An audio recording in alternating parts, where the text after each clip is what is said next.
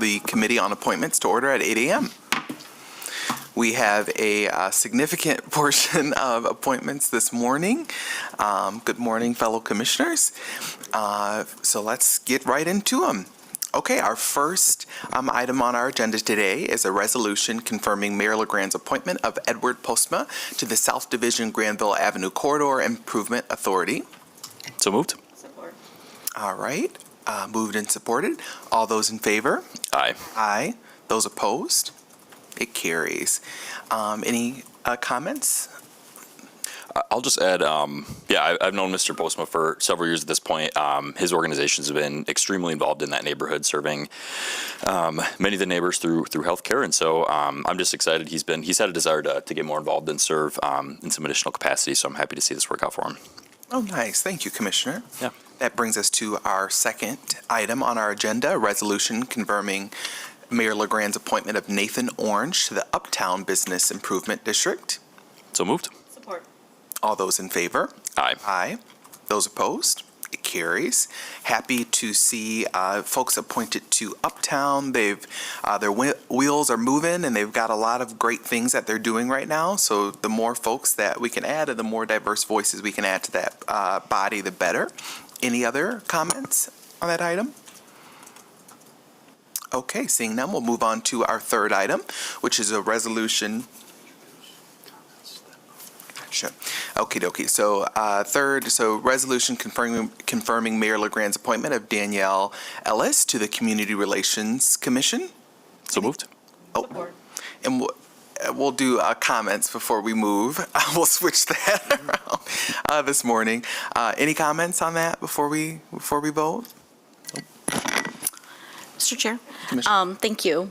I had just asked Ms. Bosker about looking at the demographic makeup of this body. At the end of last year, there was what we felt was a higher percentage of those that were outside of the city that were reflective on this body. Ms. Bosker correctly pointed out that there is the detail accompanying each memo item, so thank you for that reminder. And so I think with each one of these, obviously we'll go through these. We'll end up with 2 that are from the second ward, the current makeup, right, Ms. Bosker? 5 from the third ward, 3 that are outside of the city, and 1 that's from the first ward. And so, sometimes these size of bodies, just wanting to keep that in mind when we think about individuals to join on the board. I think we all certainly want to advocate to make sure that we have a good makeup of individuals from our respective wards. So I just wanted to point that out. I don't know. So then after this, all these ones, Ms. Bosker, obviously the makeup will change. And then you said that we also have another vacancy as well, right? Yes, yeah. Okay. There's another appointment planned for next week Mm-hmm. from Ward 1. So then there should be 2 from Ward 1 and 2, Mm-hmm. 5 from Ward 3, 3 from outside the city, Okay. which is more city representation, more evenly distributed even than it has been within the Okay. city. And then there'll be 1 vacancy still that the mayor will Yep. consider. Wonderful. Thank you so much. I just wanted to highlight that since that was sort of a carryover from last commission year. Thanks. Commissioner, if I may, I advise the board, and I did want to say that the Community Relations Commission is one of those boards that selects their own members and then gives those recommendations to the mayor. And it's my understanding that for the most part, the mayor does approve their selection. So the commission is very aware. They look at the demographics, and I think they even went through them during the last meeting. So if there's any type of if that makes you feel any better as far as the makeup goes, I just wanted to let you know that. And they are just very happy to have people to serve on this board. Yes. Yes. Thank you, Patrick. I appreciate that. Yeah, I know their process is quite rigorous compared to some other bodies. There's an interview process, and then it gets fed in. And so, no, thanks for sharing that perspective. And thank you, Commissioner, for lifting that up, of just continuing to think of what is the makeup and how can we continue to have diverse voices, and equal ward representation is important, and I'll keep that in mind. And I know that a good portion of our appointments are mayoral, right? So to continue to let the mayor know that as well, I will. Let's move to our fourth item here, which is a resolution confirming. Oh, did we? Oh, pardon me, thank you. Okay, so do we have a motion? Okay, so all those in favor? Aye. Aye. Those opposed? It carries. All right, and then, so introduce, then talk, then vote. Changing my order a little bit. Okay, so our next item here is a resolution confirming Mayor LeGrand's appointment of John Laporto to the Community Relations Commission. So moved. Support. All those in favor? Nope, no comments. Oh. Now we discuss. Get there. Any comments? Good. Okie dokie. All those in favor? Aye. Aye. Okay, those opposed? It carries. Okay, to our fifth item here, resolution confirming Mayor LeGrand's appointment of Catherine White to the Community Relations Commission. So Any moved. comments? Nope. So Okay. it's moved in, then I'll support. Support? Okay, all those in favor? Aye. Aye. Those opposed? It carries. To our sixth item here, a resolution confirming Mayor LeGrand's appointment of Richard Wilbert to the Community Relations Commission. Any comments on that item? So moved. So moved. Supported. All those in favor? Aye. Aye. Those opposed? Carries. All right. And can you scroll down for me a little bit? Thank you. And, all right. Did we skip over Catherine White? No? Nope, we Okie didn't. dokie. All right, so now we're on Stephen. All right, item number 7, a resolution confirming Mayor LeGrand's appointment of Stephen Fellows to the Grand Rapids Historical Commission. So moved. Support. All right, any comments? Nope.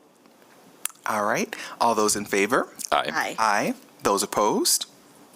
It carries. All right. Second to last here, our last item here, resolution confirming Mayor LeGrand's appointment of Jeffrey Seitzma to the Grand Rapids Historical Commission. Stephen Staggs. Oh, pardon me. Thank you. Stevens again. Almost, yeah. It sure did. Pardon me. Yeah, they are spelled differently. That's funny. Okay.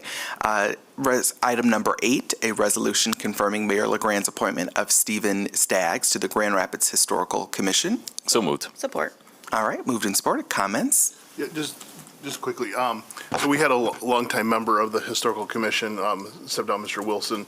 And we've had these kind of hanging out there. There was a couple of them hanging out there. So this is kind of nice that filling that board back up again. Wonderful. Thank you. And it's an interesting body, Historical Commission. All those in favor? Aye. Aye. Aye. Those opposed? It carries. And second to last here, a resolution confirming Mayor LeGrand's appointment of Jeffrey Seitzma to the Grand Rapids Historical Commission. So moved. Support. Moved and supported. Any comments? All those in favor? Aye. Aye. Aye. Those opposed? It carries. And lastly, that brings us to our current board and vacancies list.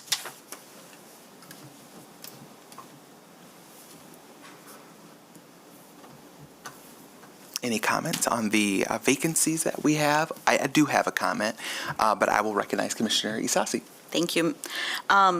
I just wanted to share, I was talking to Ms. Bosker before we started. I serve on the Civil Service Board, and so we do have a board member who will be resigning, or I'm sorry, termed out at the end in the May meeting. So we meet this month and we meet in May. So I'll be working with her to identify that as a city commission appointment. So typically we're looking for somebody either with like an employment law background, a human resources background, somebody who may have some contract negotiations background. And I do believe those ones, there are residency requirements associated with those, and I believe that one is a third ward vacancy. I'm not sure. Okay, so we'll double check on that, but I wanted to highlight that one. Just that body does have quite a bit of work going on right now, given the compensation study. So that one will be a priority focus for me, Mr. Chair. Thank you. Thank you, Commissioner. Commissioner Knight, excuse me, Mr. Robbins. That's okay. Thank you, Mr. Chair. I was just talking with our director for Mobile GR this morning on the way up. I know with my replacement going to Mayor LeGrand on the Mobile GR Commission, I believe there might be one left from the first ward. on this body. But either way, I just made note to her and wanted to put it out to the public too that we would love to see some more applicants from the first ward. So From Opal GR? yes. Yeah, Yep. they're doing some good work, so that's a good note there. My note is on the Affordable Housing Fund Board. I did speak with Mrs. Behrens about this, and she's going to give me some feedback on what we've discussed in previous meetings of what's missing and what expertise would be good to add to that board. So we are still in conversation on that and hope to bring you all some feedback soon on our city commission appointment. And then Commissioner Perdue and I are still awaiting some more PIFs and some folks to apply for the third ward appointment. Any further comments from staff or commissioners? All right, now this is a long meeting for us, but we will adjourn at 8:11 a.m. Have a good morning.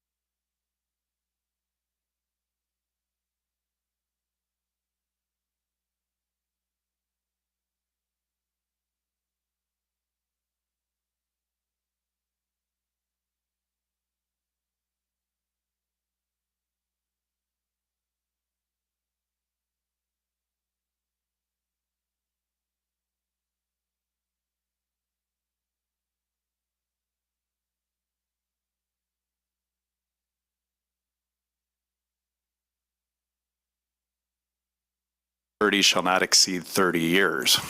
The bonds will be secured by the credit of the city, and the annual debt service will be paid by the Kent County Lodging Excise Tax.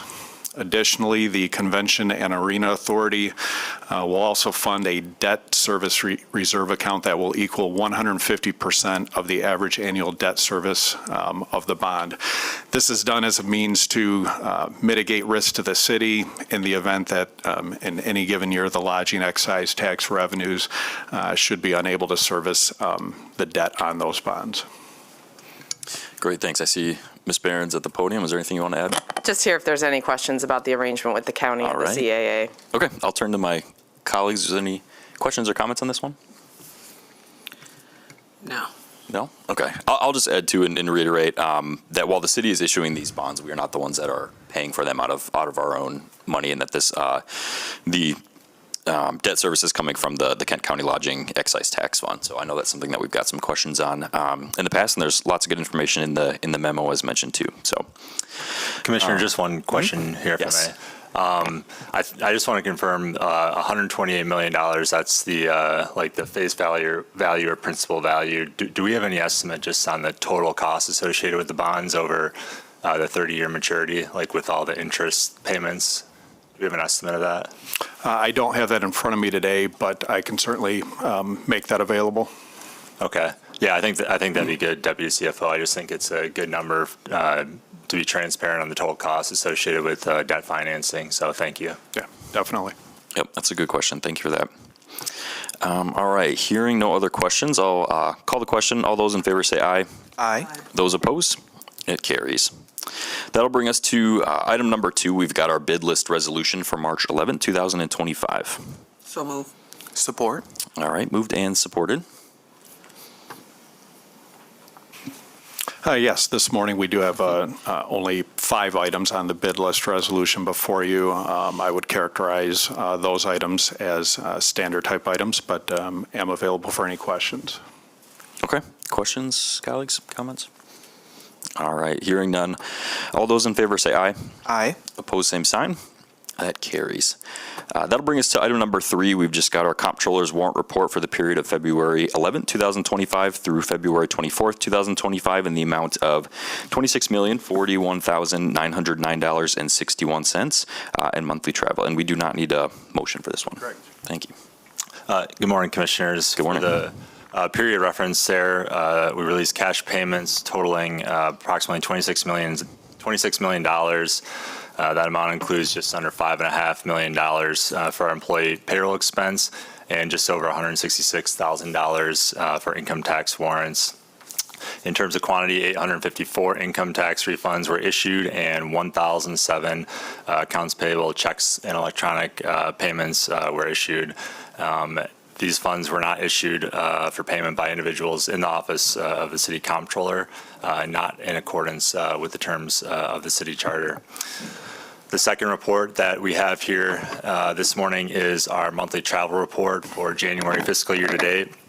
And that details travel spend by department. And that report is showing that we've spent $964,000, or about 28% of the overall annual budget. And those are the 2 reports that I have for you this morning.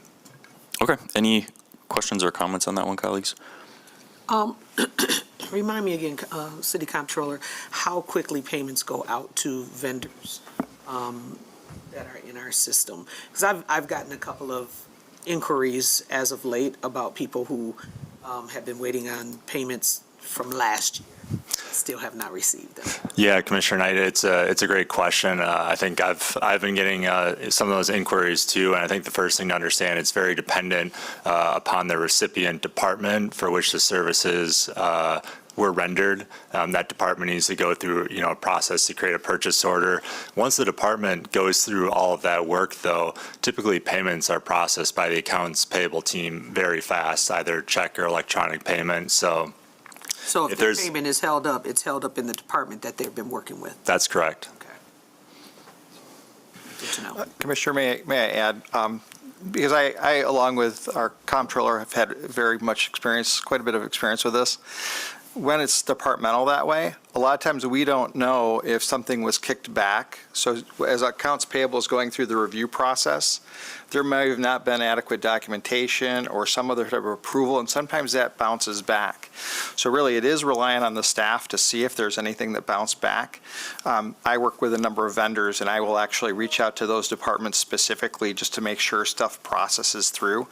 But Alex Drosy and her team, she's our accounts payable supervisor, they're very good at following up. So if you have vendors that are running into that situation, by all means, reach out to the staff, because they're very responsive in trying to solve those issues. Well, and the reason I asked is, one of these people said to me that the person in this department said to them that I owe you a check. That's not really the best statement to make to that vendor at all, and I would be upset too. Yeah. Because it's not, I owe you. No, our responsibility should be making sure our bills are paid on time. And so please, by all means, reach out to the team, and they're going to be very happy to help address that and figure out what's going on. And I'll just add real quick, if we've been, contacted, I assume, about similar situations, because I'm aware of a vendor reaching out about payments that were owed apparently from as far back as, late summer, early fall of last year. I have asked the team to, look into that and connect with the department to make sure that those verify that we do owe that vendor funds, and if so, make sure that processing of that is expedited, basically.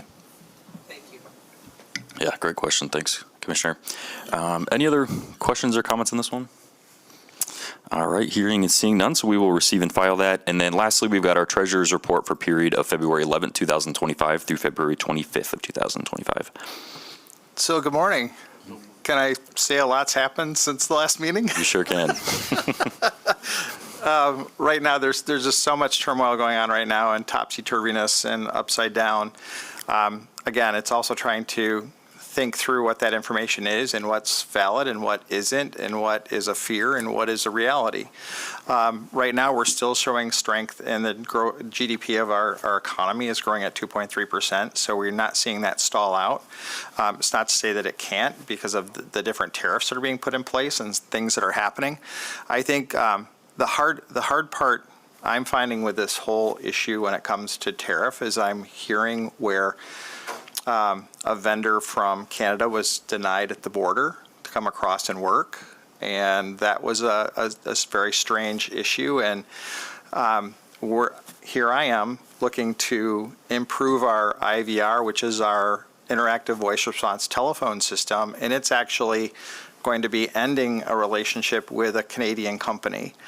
However, my work with the Canadian company has been going on for over 2 years, been working on this process, so it's not related to the U.S. government action. So it really is presenting a lot of awkward conversations and awkward business relationships to try to navigate. And so really that's also impacting our work with probably our amphitheater project, our Scribner project, depending on our suppliers and how those products are coming across the border. Where are we getting our road salt? Where are we getting different things that we need for our operation?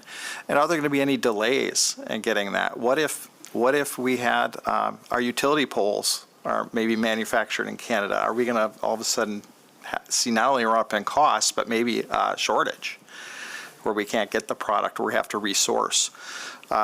Those are a lot of the concerns that we have right now that we're seeing. Where we were talking about only one interest rate cut in the whole year of 2025, they're now projecting 3. And so things are changing relatively rapidly. I would like to talk to you a little bit about our portfolio, though. We have $716 million that we have in bank accounts and investments. It's earning 3.26% right now. I want to assure you that those are very, very highly rated investments. They're U.S. Treasuries, which are T-bills and T-bonds. They are U.S. agencies. It's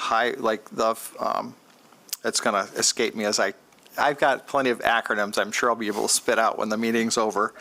Also, high-value short-term commercial paper, which is something as investment that only is out there for 270 days, the maximum, and it's usually in our very, very strong companies that are part of the Dow Jones Industrial Average. So these are very well-capitalized companies that we invest in.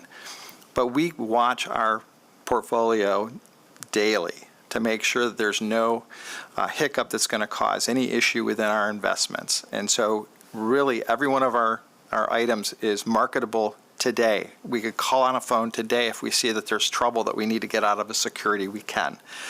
It's very nimble and flexible. So I want to assure you that we keep a very close eye on that as we hear what's happening in the stock market, we hear what's happening in other parts of our economy. These investments are not tied to the stock market. It is not based on a price of a stock going up and down. These are fixed income securities where we place an investment and we know we're going to earn a specific interest rate. Great, thanks for that.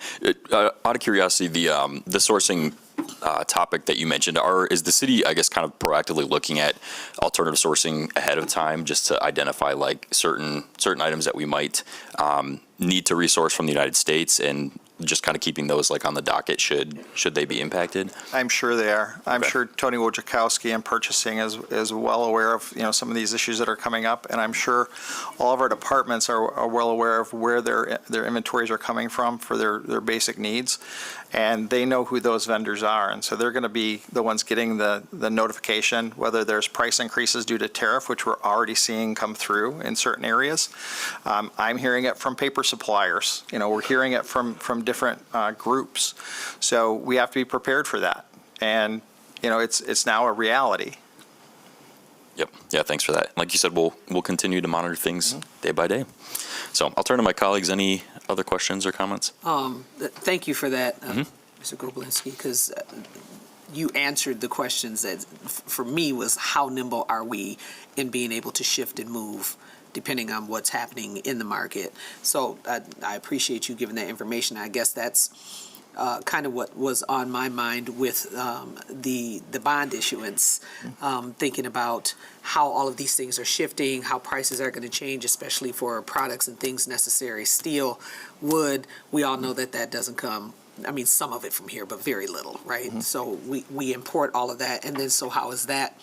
Are we looking long range and thinking about how that's going to affect their ability to build, right? And then even, say that gets stalled, right? So this bond is in place. That issuance back to us, even though it's coming through Kent County, it's like the trickle-down effect. And one thing's going to impact one thing and it's going to impact another thing.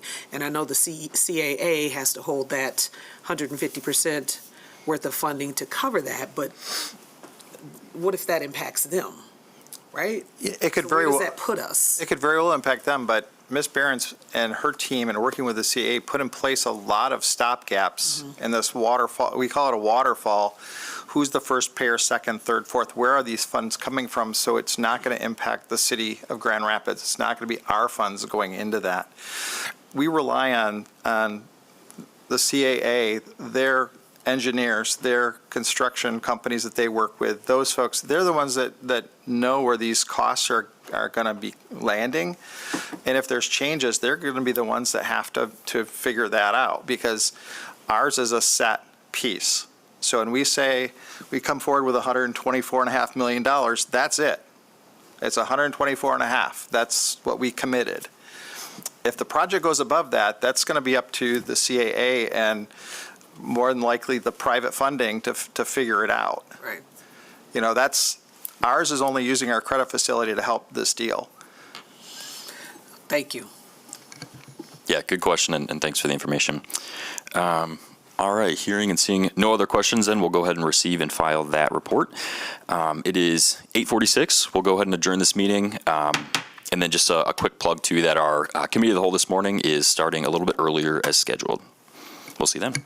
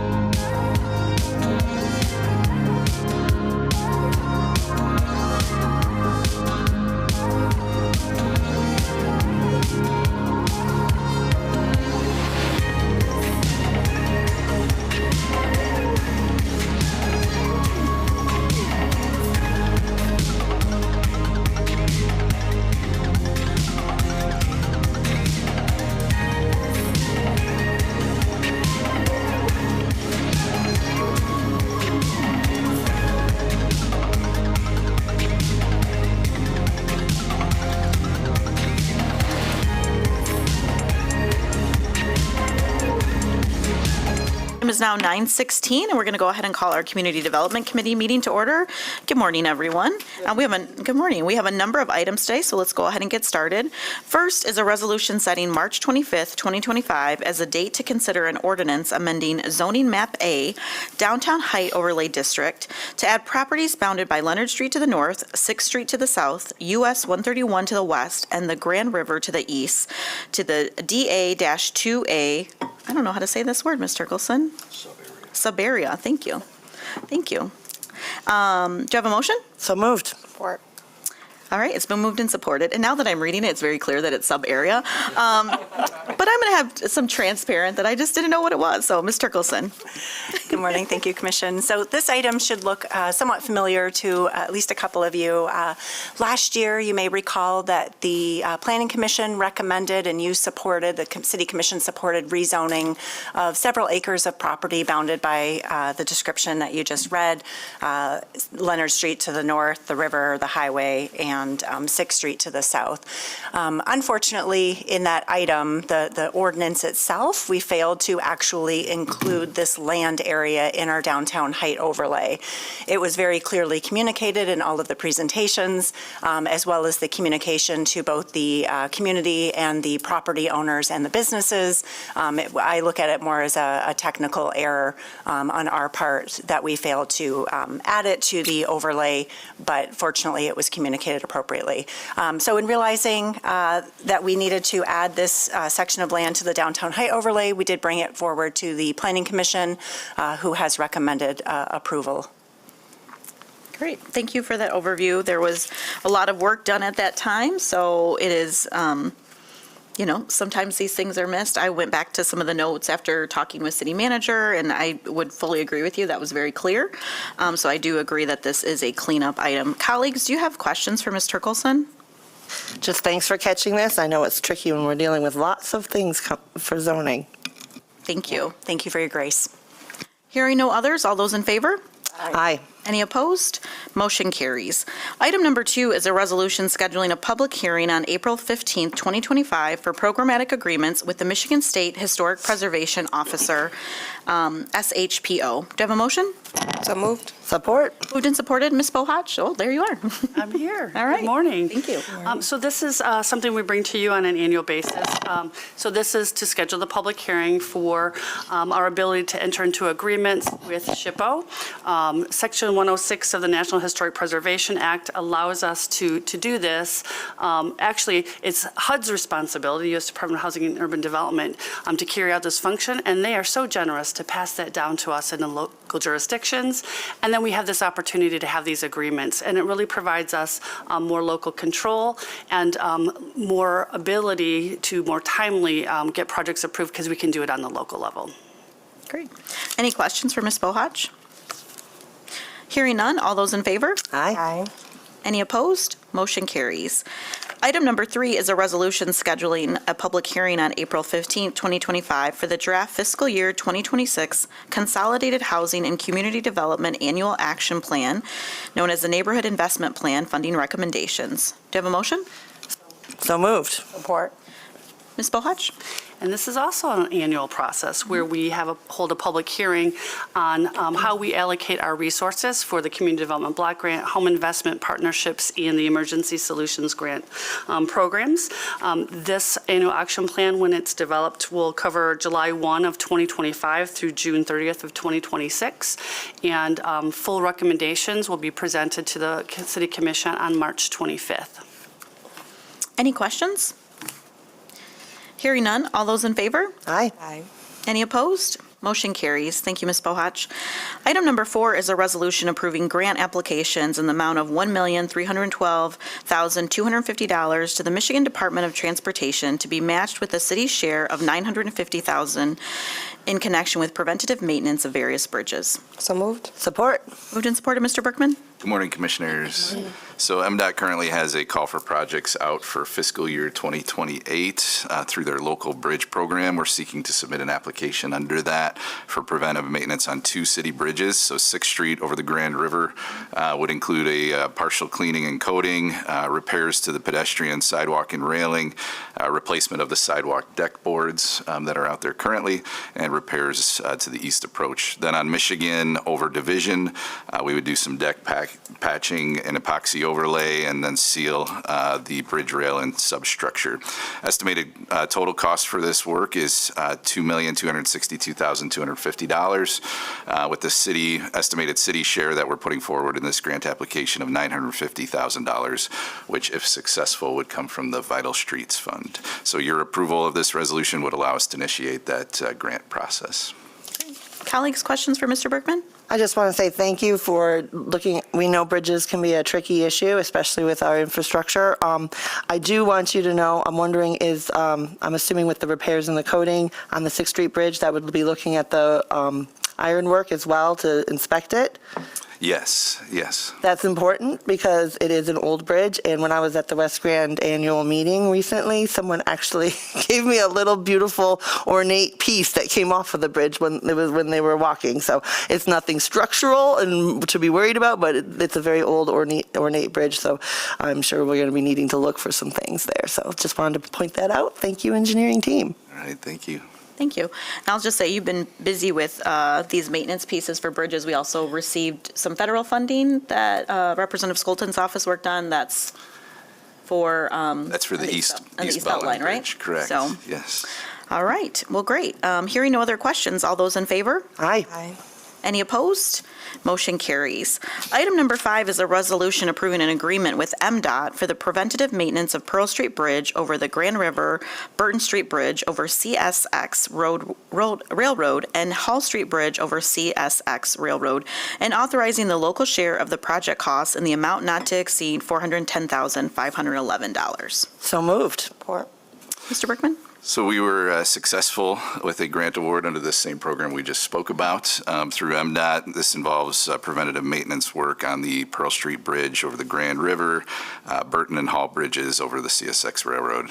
So the work will consist of some substructure repairs, epoxy overlay, sealer, curb and gutter work, deck and sidewalk patching. So the resolution before you approves the MDOT agreement for the work to occur and authorizes our local match of $410,511, which was based on the project estimate. Now, foreshadowing a couple of items later on in your agenda, we often bring these MDOT grant or MDOT award agreements to you in advance of the bids being opened, and then sometimes the timing of the bid opening happens after we've finalized the agenda item. So the bids were received on Friday, March 7th, and the low bid amount was just under $1.2 million, which was about $400,000 over estimate. We're still reviewing those bids, but there were 2 bidders, and the subsequent low bidder was another $915,000 higher. So we do believe that the low bid is worth pursuing, and we're working on that through MDOT. The city share is only a percentage, so there may be sufficient funding in the contingency that we have included in this item, but we may also need to return at a future meeting date to request an increased authorization as well. The Vital Streets Fund will provide the local share for this project. Thank you. Any questions for Mr. Berkman on this item? Thanks for catching that. It's important. All right. All those in favor? Aye. Any opposed? The motion carries. Item number 6 is a resolution approving a construction agreement and accepting 2 public utilities easements for Jefferson Farms East. So moved. Support. Mr. Berkman? So there's a private development in Kentwood consisting of 39 single-family homes that'll be served with sewer and water by city utilities. Development's located north of 52nd Street and east of Wing Avenue, so requesting your approval of our standard construction agreement and acceptance of the utilities easements that'll give the city rights to maintain those utilities once installed. Thank you. Any questions? Hearing none, all those in favor? And support. Aye. Any opposed? That's an aye. Any opposed? Motion carries. Thank you. Item number 7 is a resolution awarding a contract with Owens Ames Kimball Company for improvements to the Grand River East Riverfront Phase 1, US 131, to the CSX Railroad in the amount of $15,020,504 with a total amount not to exceed $17,970,196. So moved. Support. Moved and supported? So this will be a significant enhancement along our east riverfront, specifically between the railroad tracks and 131, adjacent to the amphitheater, Acrisure Amphitheater, currently under construction. Project will include a half-mile river edge pathway, 4.5 acres of green space, expansive seating areas overlooking the river, water access through a kayak launch that will be included, and it will also serve as an additional access point to the west gate of the amphitheater. 4 bids were received on February 11th, and OAK provided that low bid that was read of $17.2 million, or actually that wasn't read. The $17,253,778 was $4.7 million over estimate. Given that that low bid was significantly over the project budget, the city met with our partners at DGRI and our consultant to review multiple options to adjust the scope on the project. Based on that review, we recommended removal of certain amenities that would include things like swing benches, some pavers, and a catenary lighting system from the project. There's still an opportunity to re-add those at a point in the future if we determine additional funding is available, but those adjustments resulted in a post-bid addendum with OAK to the amount that was read of $15,020,504, and we're recommending that that be awarded. So seeking your approval of that contract award with a total not to exceed of $17,970,196 to come primarily from the Greenway grant funding that was obtained by DGRI in the amount of $16.8 million, with the remainder coming from capital improvement, ARPA funds, as well as some flood wall bond funds for that project. Thanks for that overview. Colleagues, questions for Mr. Berkman on this item? I have one, Chair. Yes. So in the memo, it mentions that due to funding requirements, no micro local business enterprise bid discounts were available. Can you say more about those funding requirements? Sure.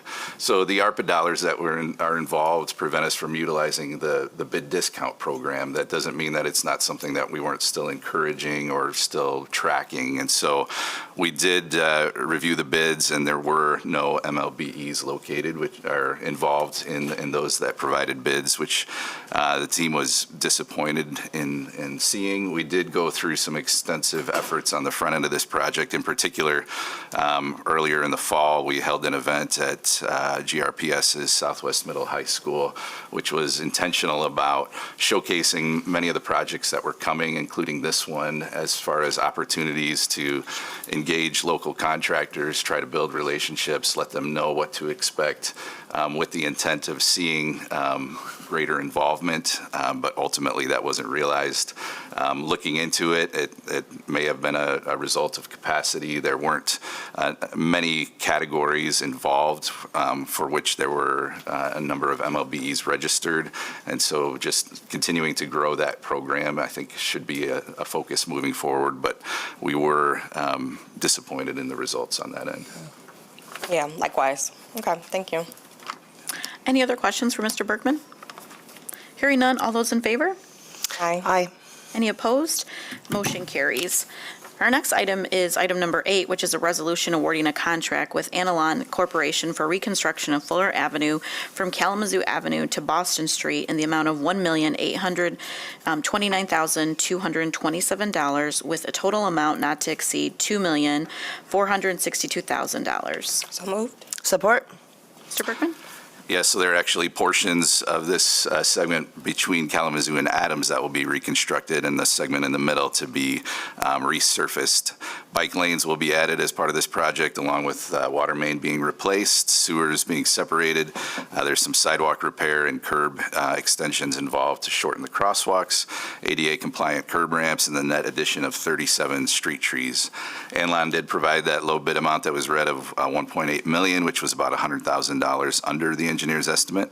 So seeking your approval of the award to Anlon with that total not to exceed $2,462,000. The tentative start date on this project is March 31st, and they have 98 days to complete the work by the contract. Thank you. Questions for Mr. Bergman? How did the engagement session go last week?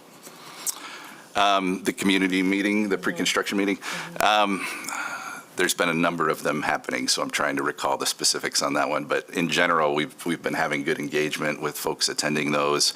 Obviously, the intent is to let them know what's coming. This is one of the projects that will also be featured at Commission Night Out with additional details, and also with the city sharing some of our efforts around increased engagement and enhanced communication associated with the work involved this upcoming construction season. That's great. Thank you.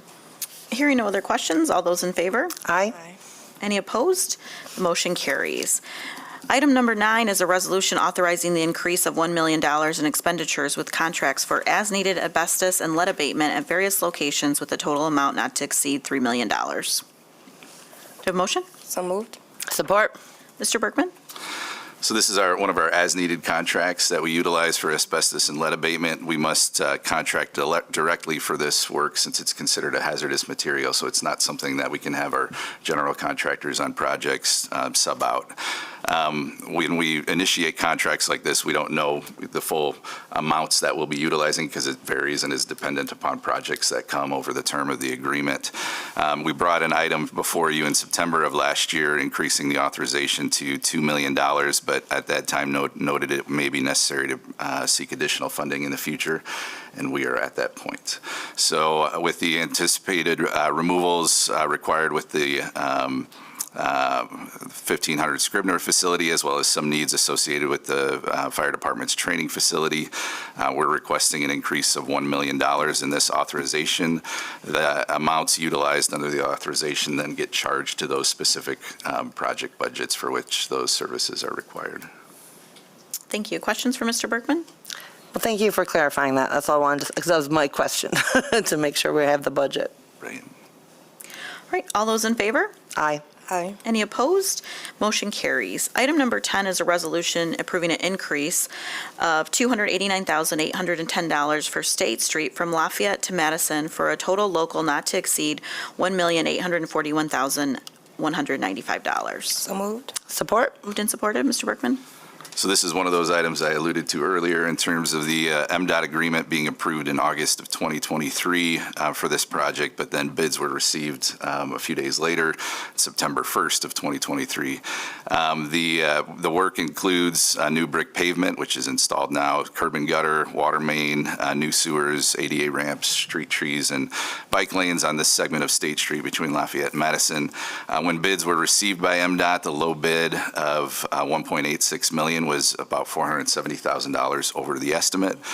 Much of the work has been completed, so we've utilized contingencies that were previously authorized to cover some of this overage, but now requesting your approval of an increase of $289,810, which would be the local share required to complete the remaining work, much of that being outside of the curb line, so it would not impact traffic. And that amount will come from the Vital Streets Fund. Questions for Mr. Bergman?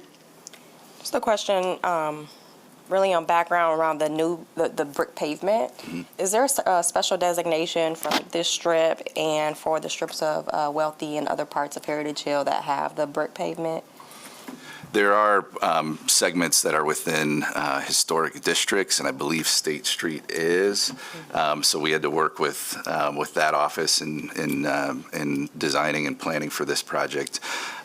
Wealthy Street, I don't think it is, but we do have a policy where the street material, which in both cases is brick, that we seek to replace that and retain that character for that area. Great, thank you. And thanks for the update about the timing, because I was going to say, I thought I just drove down State Street and hopped into the parking lot of the Parks and Rec office. So I'm glad that that's back open. All right, all those in favor? Support. Aye. Any opposed? Motion carries. Item number 11 is a resolution approving an increase of $86,790 for the agreement with MDOT and authorizing expenditures in an amount not to exceed $335,130 for the local share of costs for the installation of rectangular rapid flashing beacons at various locations. Have a mo- Did you move? Yep. Oh, I missed it. Thank you. Support. It's been moved and supported. Thank you. Mr. Berkman? So after all of these items, we do plan to have a conversation with MDOT about timing. But just so you know, I mean, so there is a clock that they need the agreement back, and then that doesn't always align with the bid clock. And so these are two examples of where we need it to come back. So this is the installation of rectangular rapid flashing beacons at 6 locations: Leonard and North, Alpine and Myrtle, Chavez and Rumsey, MLK Junior and Lafayette, Plymouth and Griggs, and Burton and Rosewood. We approved the agreement with MDOT on October 8th of last year. Then bids were received on November 1st. The bids came in over, and so we're seeking an increase of $86,790, which will come from the Vital Streets Traffic Safety Fund to cover that gap. Great. Questions for Mr. Berkman? How did you all come up with the 6 locations? We worked with our partners at Mobile GR, who I know are often analyzing and gauging where these improvements are needed, probably based on input and feedback. But is there anything else that you could add to that, Ms. Smith? We also use traffic crash data all over the city, and we look for lack of a better term, hotspots where we're seeing needs. But we do a lot of community engagement. For example, last night we were in a meeting with folks over in the second ward, I think. I'm still getting my bearings, but we were working with some folks to see some issues around in the Kalamazoo area. Somebody can correct me about what ward I was in last night, and we were talking through where some improvements could be made for safety. So it's meetings like that. It's also looking at crash data and seeing where the needs are all over the city, and they're long lists ongoing. Yeah. So, thank you. I think you were in the 3rd if you're on Kalamazoo, but thank you. The 2 in here in the 3rd, they feel really spot on, particularly the MLK and Lafayette. It's a pretty busy crosswalk, and I will add the Kalamazoo. There's some real issues, particularly with that bend, if that's what y'all were talking about. Yeah.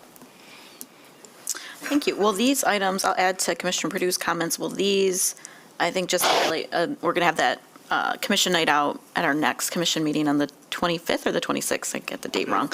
The 25th. Thank you. Thank you. See, I knew you were here for a reason, City Clerk. And I love that we're going to be talking about this item that, it's probably something we don't think about it until it impacts us. Will these locations be highlighted as well? Because to your point, when I was listening to those, I thought the same thing. I was like, because I had asked you about another crosswalk, so. So we flagged 6 projects to particularly highlight, and that was chosen more based on what the level of impact would be in terms of driving, detours. These can be done largely under traffic. So we have a list of all projects that'll be on there, but this wasn't one of the 6. Okay. All right. People will be happy to hear that. So, all right. All those in favor? Aye. Aye. Any opposed? Motion carries. Our last item is a resolution, item number 12, a resolution scheduling a public hearing for March 11th, 2025 at 2 p.m. to consider a bond issuance for the Colorado Health Facilities Authority regarding the property at 2510 Lake Michigan Drive Northwest. So moved. Support. Moved and supported. Mackenzie, right? Mackenzie, yes. okay, thank you. Good morning. Good morning, everyone. Today's public hearing is an accommodation by the city to satisfy the requirements for the issuance of the bonds by the Colorado Health Facilities Authority. The city is acting as a conduit, and the aggregate principal amount that is not to exceed $180 million includes proposals all across Michigan, California, Colorado, Florida, and Illinois. And these dollars will finance, reimburse, or refinance projects. So not only for the city of Grand Rapids, but for Covenant across the country. Bond counsel for the city, Jessica Wood, is here to answer any questions that you guys might have ahead of the public hearing that's scheduled for this afternoon. Thanks, Mackenzie.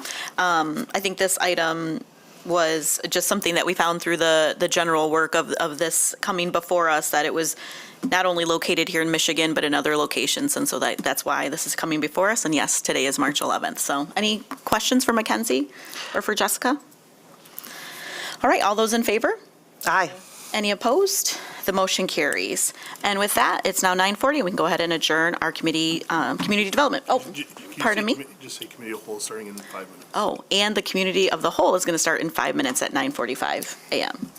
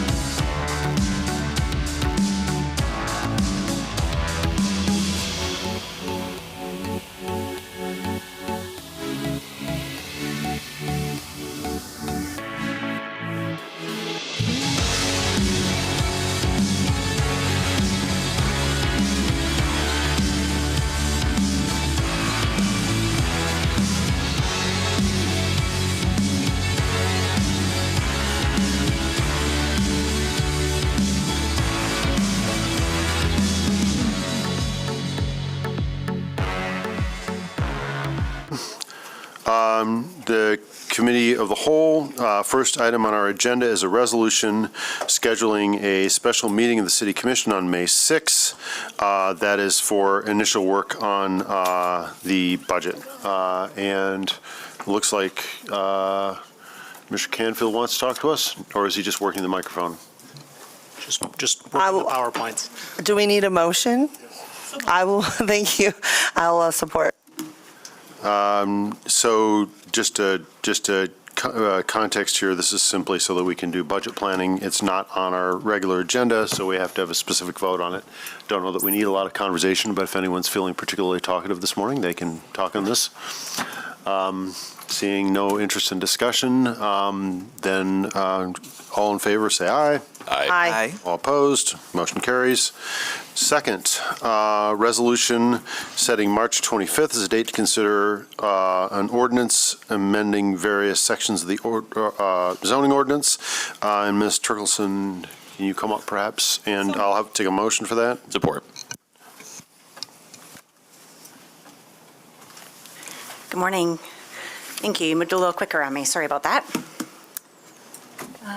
Just going to pull up a very brief presentation here to help guide through the proposed text amendments that the Planning Commission has forwarded to the City Commission for consideration.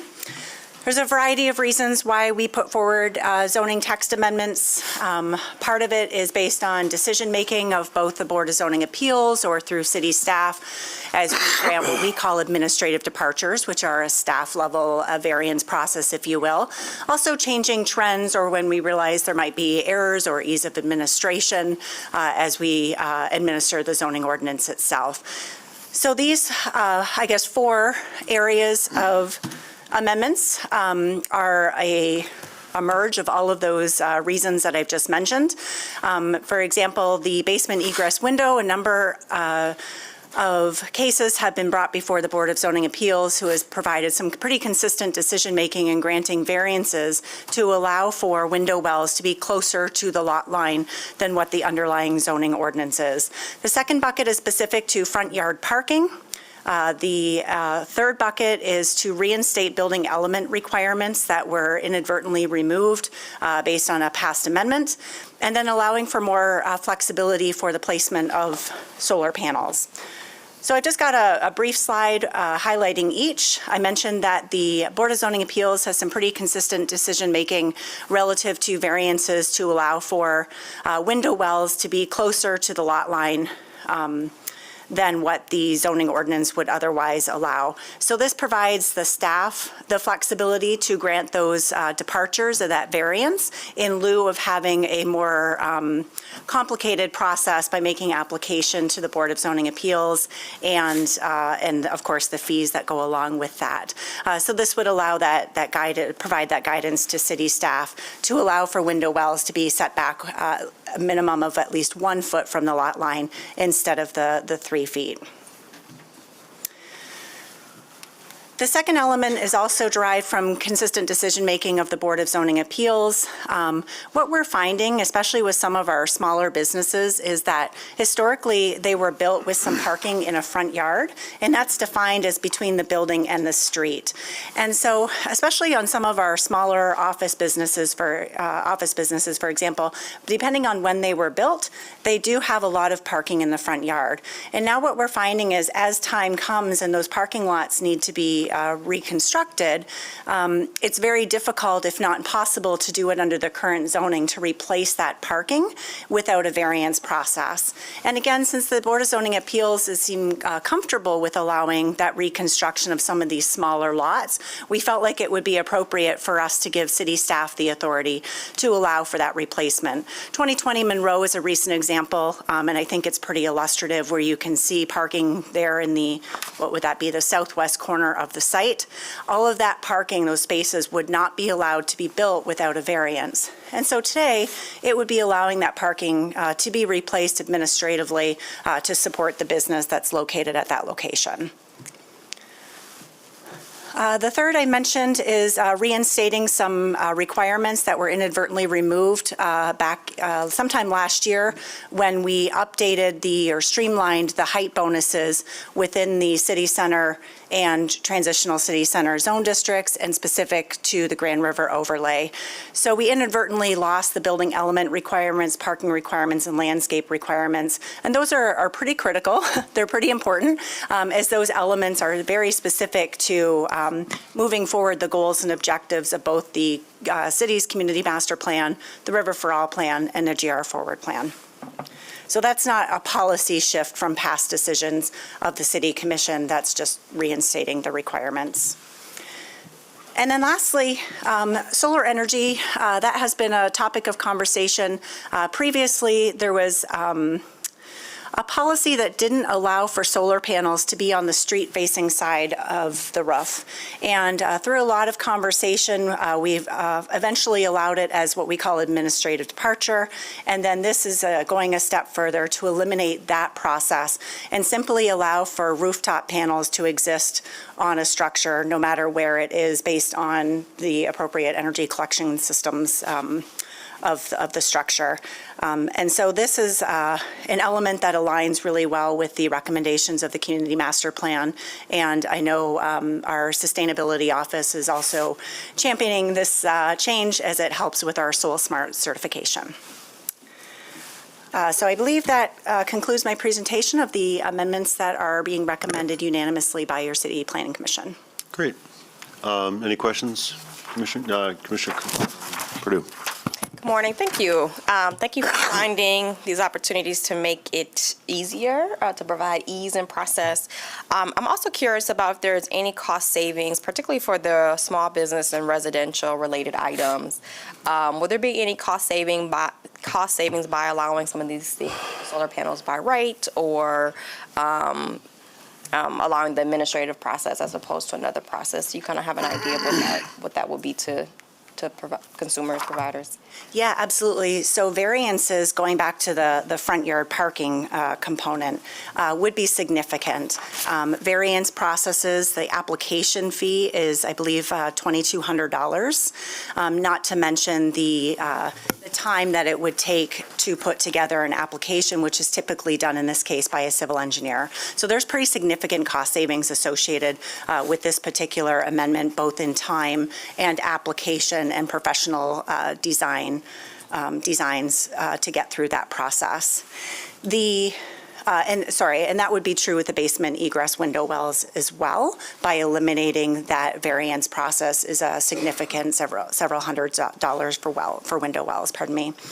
The solar panels, moving that from what we call an administrative departure, the staff level variance, to a by right allowance. I believe our departures are about $100 or so, $200, thank you.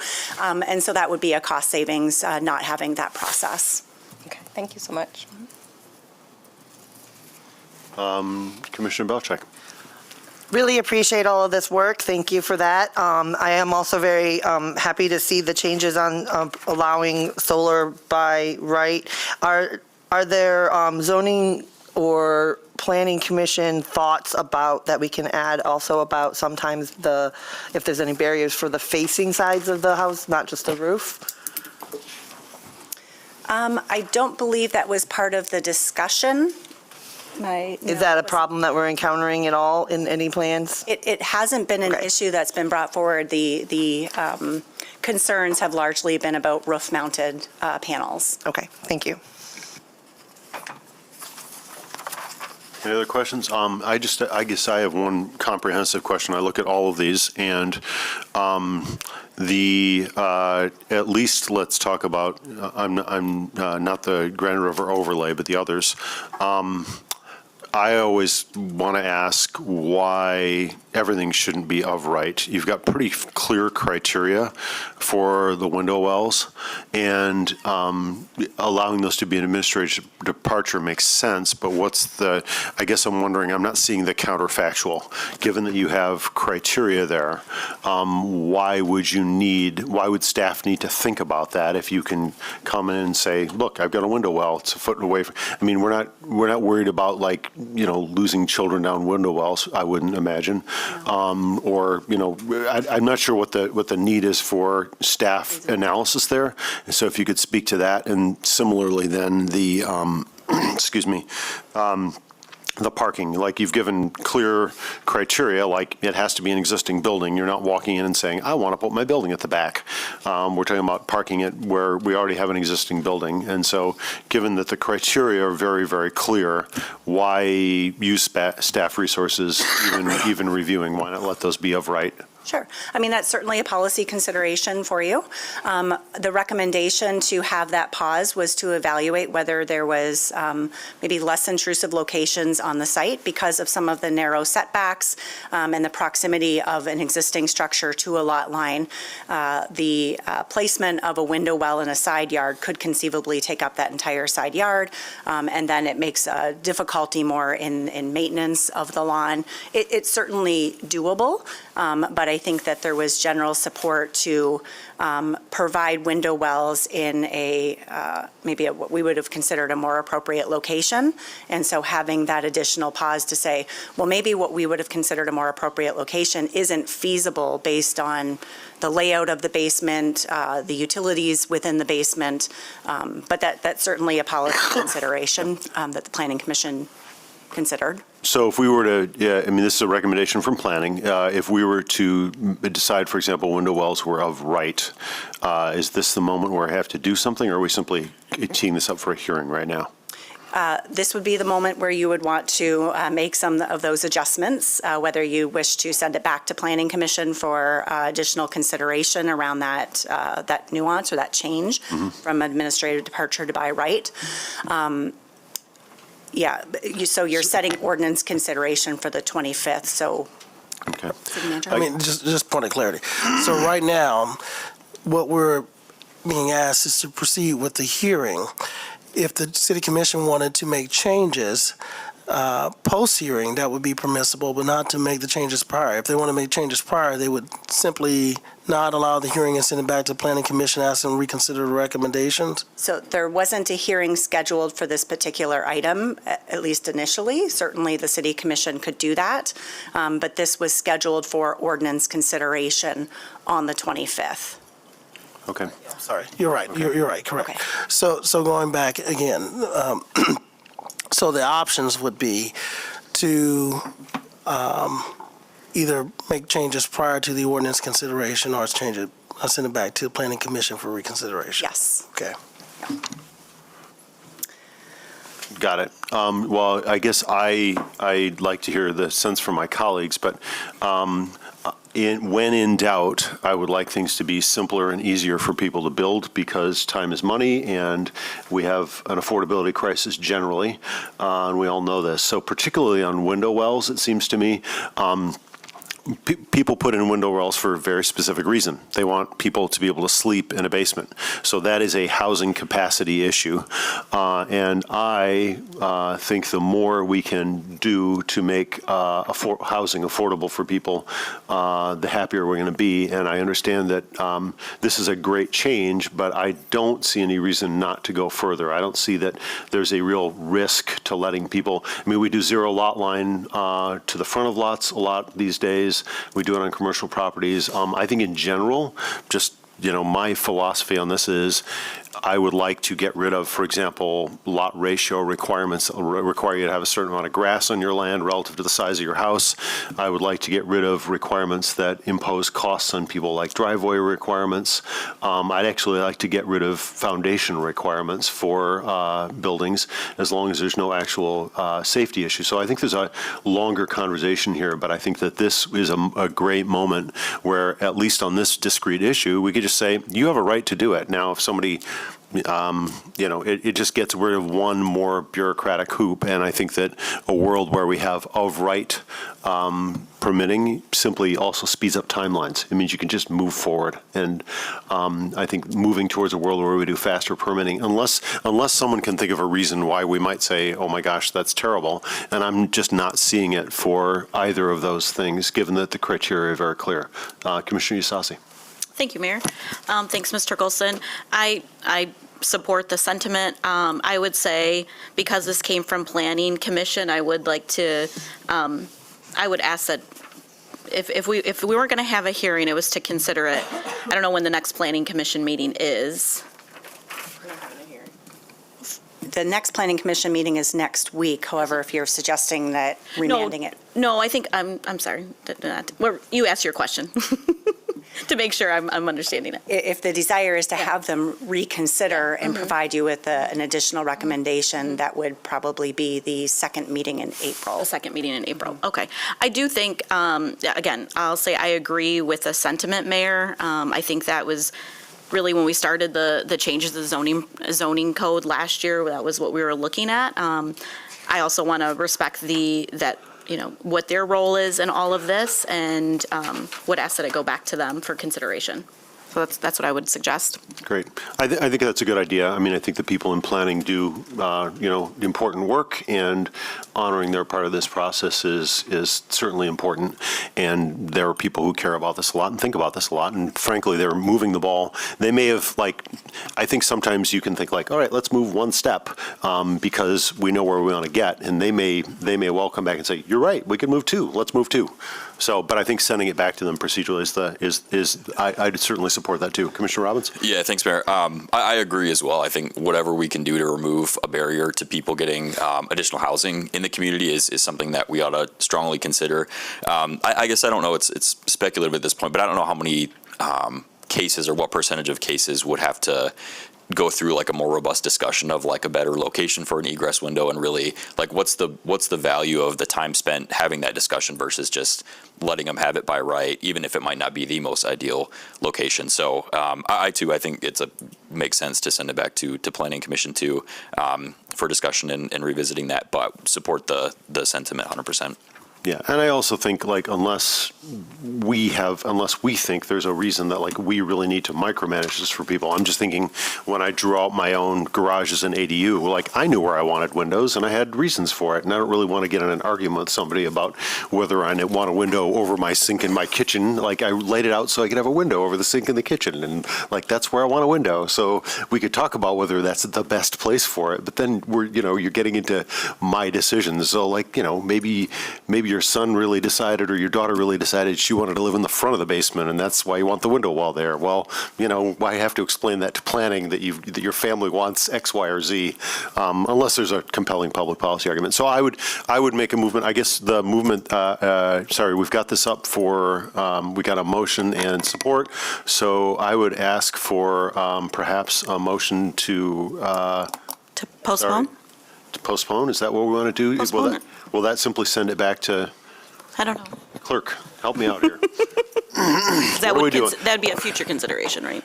Correct. So a motion to postpone would be to postpone setting a public hearing if you want the Planning Commission to do something But it differently. wasn't a public hearing. It was for us to. Correct, to set a public hearing. So, yeah, if you want to postpone It was setting ordinance consideration, not a public hearing. Oh, sorry. Yes. So if we want to send it back to planning. Public hearing. Sorry. Given that we have a motion and support, how do we send this back to public hearing? So you can have pardon me, to planning. Do we get a motion to amend, or? So the issue to give it the consideration, if you want to send it back to the Planning Commission, you can just send it back to the Planning Commission. Because really then we're making a change to what is in the consideration to what you were saying, Mayor, so. Right, but do we need a motion for that? How do we act as a body to do that? That's my question. We got a motion on the floor, which has been seconded to approve these, so. Do we? I thought the motion was, point of order, the motion is to postpone. I haven't made the motion. We were considering it you were just asking that question, right? I didn't actually I was like, should we be postponing? No, I get that. But I think before we started discussion, we had a motion and support. Yes. Just to do these four things. Mr. Mayor, Yes. I think you should vote on your motion that would set the date. And if that doesn't want to approve, everybody would deny it. Then you would then just direct the staff to go back to the planning. So if we all understand, voting against this motion doesn't mean we're nasty. It means that we want to send it back to planning, right? We're not saying this is all a terrible thing. We're saying, let's send it back to planning. Okay. Got it. Now, Commissioner Purdue. Just from a point of discussion, procedurally, I don't think this needs to go back to Planning Commission. It seems this change is small enough and in line with the original spirit of planning to make things easier. And I know from past conversations, there's always been a wondering of how far can we go with our recommendations. And so it seems like this is an easy change. It's in the direction that Planning Commission was headed, and ultimately it's our decision to approve to approve or to amend what they recommend to us. So I support the not yet motioned amendment to go further with the egress item, but I don't think this needs to go back to Planning Commission. Got it. And as probably all my colleagues know, I always err on the side of impatience, so emotionally I'm with you.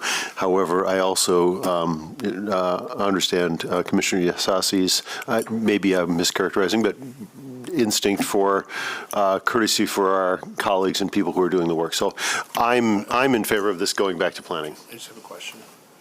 Even though it takes more time. Mr. Carlson, did the Planning Commission hold a public hearing on these as well? Yes, they do. Okay, was there public comment on this No. section?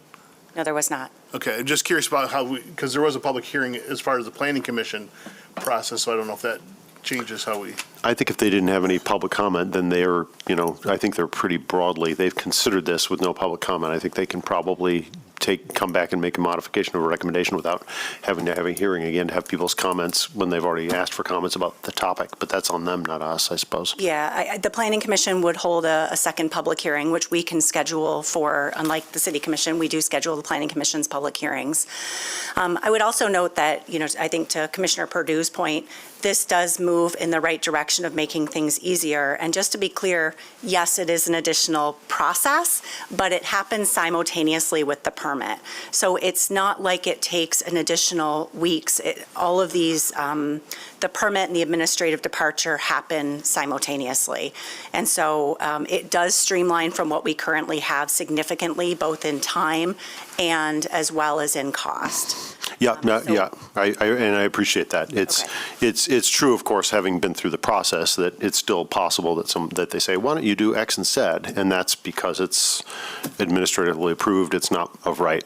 And my other, not to make your motions more complicated, but if there is only a desire for the Planning Commission to reconsider the administrative departure process specifically to window wells and front yard parking, perhaps the City Commission could continue to move forward with the Grand River overlay and the solar panel component of the recommendation. Good point. I actually was going to ask that question. Right. Thank you so for that. I'd entertain a motion to amend our decision so that we approve the Grand River To set the change ordinance and consideration. pardon, yes. And what was the fourth? I'm sorry, looking at my list. Solar. And the solar. So I'd ask for, is there any motion to amend?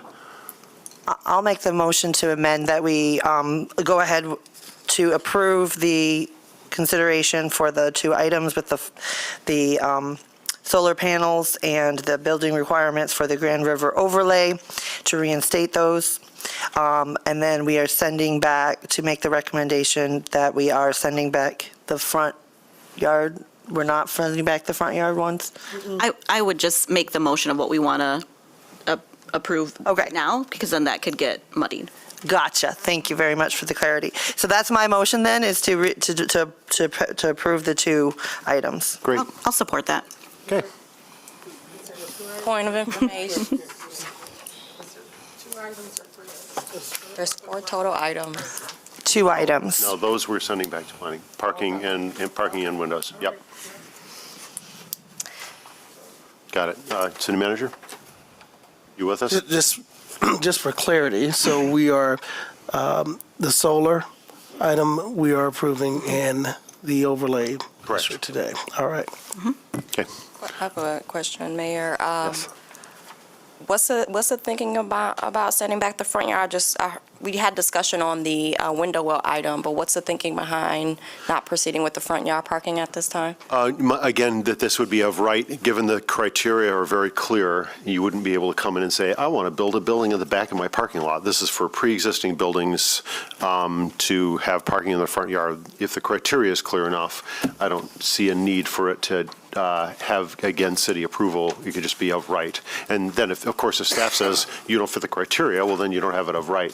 But if you fit the criteria, then there shouldn't have to be staff approval for that either. Because it's an organic making do with a city that's already here. Like, I think part of the strengths of cities are we already have stuff. So this is allowing people to use buildings and stuff that's already out there, and we can streamline that too. Thank you. All right, so if we're ready for a vote, all in favor of the amendment, say aye. Aye. Aye. Passes. And now on the original motion. Now in the original motion. All in favor of the original motion? Nobody. Sorry, as amended. Sorry. The original motion as amended. We voted on the got it. amendment, now we got to go back to the amendment. Now in the original motion as amended. All in favor, say aye. Aye. All opposed? Groovy. Thank you, everyone. Good discussion. Thank you, Mr. Turkelson. All right, moving right along. We have what I imagine is going to be for a robust discussion, a resolution approving Commissioner Perdue going off and getting some more education on how to do our job, so that people in TV land know anytime any of us go off to a conference, it technically has to be approved. So, anyone want to fight Commissioner Perdue's attempt at self-improvement? I heard a motion. I'll support. All right, all in favor? Say aye. Aye. All right. And that brings us to briefings. And I would like to modify, with the Commission's support, our order of operations for a little bit. And as Ms. Behrens come up, and if we can first have a briefing on the land bank governance options and a discussion.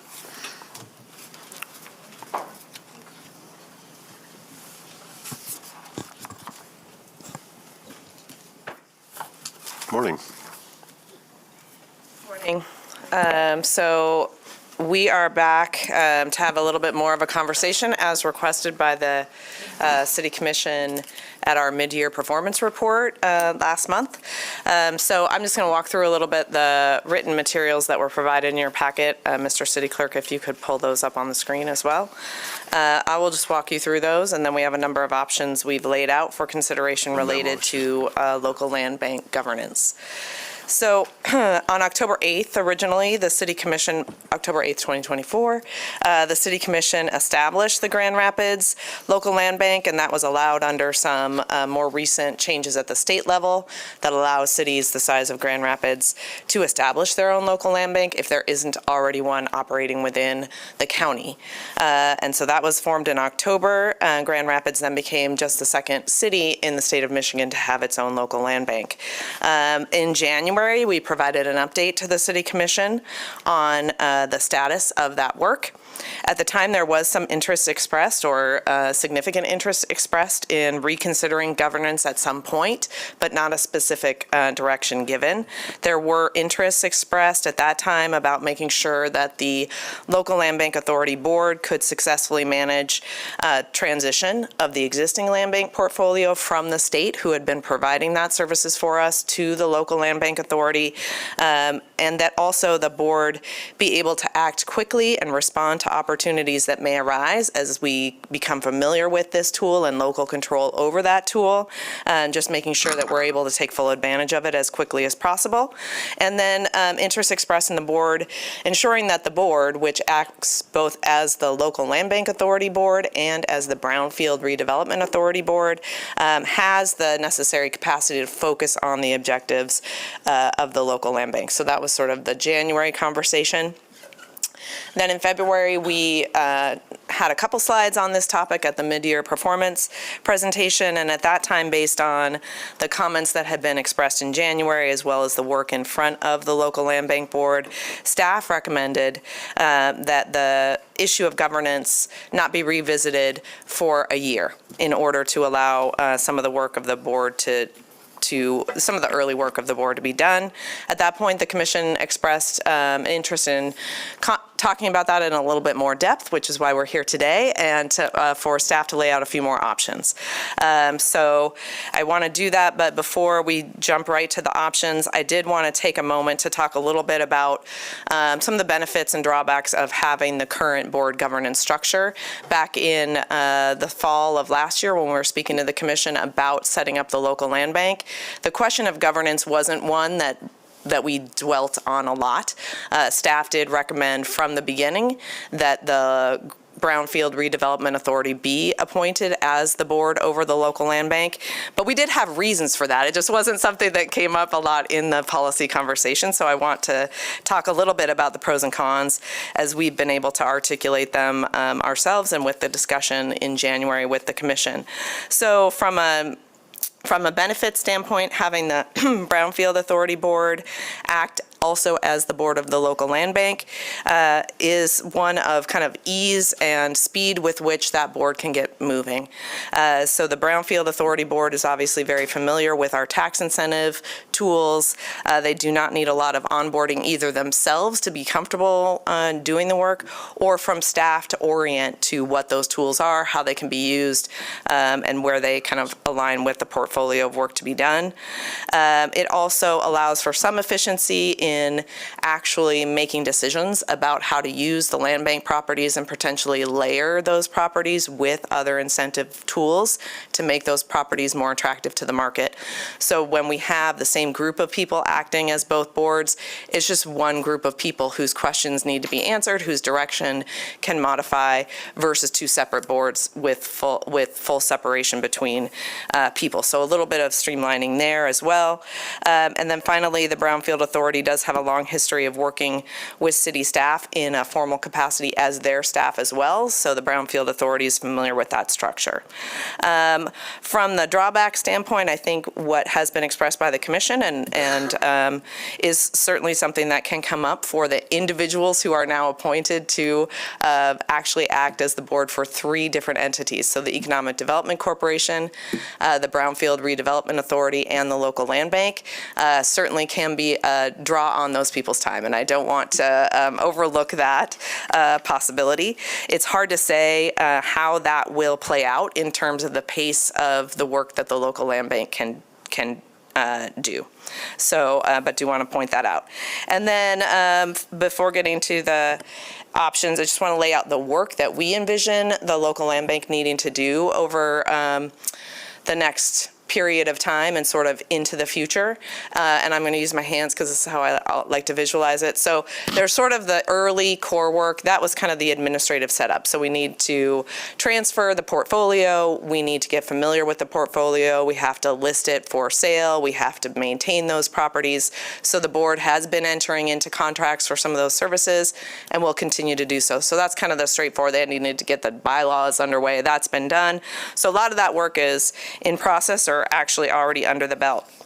And then also in that core is the responsibility to actually market the properties and field any offers for purchase that come to us. We have experience with that. The State Land Bank has been doing that function. We are now, through the local land bank, doing that function. The next tier of work is really kind of getting a little bit more active around the existing portfolio. So that's where I was talking about the layering of different tools. So these properties are in the portfolio, have been in the portfolio for a while, so that tells us there's some issue with them in terms of their marketability. And the idea is that once we get the foundational work done, we at staff and then with the board can start to look at what are those things that might be barriers to redevelopment of those properties and what can we layer on from a city standpoint, and then market the properties as kind of a layered set of incentives and zoning clarifications or title clarity, all the things that a local land bank can do. And then the third kind of outer tier and potentially more controversial tier is strategic acquisition. So local land bank does have the ability to acquire property as well, and that can, depending on kind of how that plays out in a community, can be really helpful and aligned on making the additional land bank properties kind of attractive. So you could be accumulating properties, you could be doing some other things to, again, draw investment into those land banked properties and meet the objectives that the city lays out in terms of equitable investment, housing and affordable housing being one of the key features. But it can certainly also be seen by others as sort of starting to get into the development world. So that's kind of the outer rims of the work of a local land bank. So with that framework, then, we laid out sort of three alternatives in the memo, and they're here on the screen. Mr. Clerk is gone. So there's a third alternative that's cut off by the page here, so it kind of needs to be in the middle of, but anyway, the three alternatives are to maintain the current governance with the Brownfield Redevelopment Authority acting also as the local land bank authority. The second option is to move to a separate land bank authority board that would be comprised of 5 members appointed by the mayor and approved by the city commission. And that specificity exists because that's sort of the fallback that was established both by the City Commission's resolution in October that initially appointed the Redevelopment Authority Board as the board. It said if that is rescinded, then this is the fallback. That fallback also then is memorialized in the city's agreement with the state land bank. So that would be the fallback position. Option 3 is to direct staff to seek an amendment with the state to our intergovernmental agreement, where currently the fallback is a 5-member board, to seek approval for a different number board. State law would allow a larger number. It just requires an odd number and no less than 5 members. We would need to engage in that conversation with the state. No reason to believe it wouldn't be relatively straightforward to get that agreement and bring an amendment forward, so that could be bundled together, but it is a step that we would need to take to consider a board larger than 5 members. Under either option 2 or option 3, we would recommend or ask consideration of a transition time so that the new board actually not take over its duties until no sooner than July of 2025. Again, that is to allow the current board to continue to function in some of those core purposes. So we've got some things on their agenda in March and want to be able to continue moving some of those things forward. We also will need some staff capacity to create onboarding materials for new members. And so would like to be able to do that while the existing board is still, again, kind of overseeing some of the continued startup functions. And so that will give us a little time to do that. And then it will, kind of the pace of the work that I described, the second tier and the third tier will then depend on the capacity of the new board in terms of their onboarding and when they feel comfortable sort of making some of those decisions about layering and the additional city tools. So with that, happy to answer any questions or take the commission's direction. So thanks, Ms. Behrens. That was a great summary, and thanks to City Manager and Ms. Behrens for continuing to work on this and respond to thoughts from the Commission. So I thought that was a great summary of the pros and cons and the options here, and I have some thoughts, and if I can beg my colleagues' indulgence, maybe I'll go first this time. I think that last time there was a sort of a question of we were sort of commingling the question of like whether this is supported by staff and integrated with the work of the economic development team, and the question of like, what does the board look like? And so I would hope that we can have a conversation about the second of those, because I think that it's at least fairly obvious to me that we should be integrating as much as possible with the economic development team at this point. We should be using our current executive director, and how things will look in 3 years, who knows? I mean, Ms. Behrens, I think you did a great job of pointing out, like, this is something where there's a core function, which is right now, we got these properties from the state. It's obvious, we can count them, we know how many we have, like, there's stuff to be done with them, and we can dream and grow, but we don't have to dream and grow all of everything right now. I think that I continue to think that this is a mechanism which may really help us with our work on wrapping our arms around meeting the scale of the need in the community for affordable housing. Because we're doing a lot of the right things. The question is whether we're doing them as fast as the need requires. So So I think that absolutely we should be integrating and supporting with city staff at this point. I also think that the recommendation that we, transition if we choose to do that over time makes a lot of sense. I will also say that if we go to some form of, if we choose the not the Brownfield Board option, I am fully intending to first survey the people who are on the Brownfield Board and ask if they have interest in serving on a land bank board, because that I think again Ms. Barron's point about people having expertise, having done this work, being familiar with, I mean it's not the same work, but it's clearly adjacent work, and so capturing some of those people's expertise and their experience is obviously going to be a valuable thing. We'll want to pay I'll want to pay real attention to if we're going to create another board.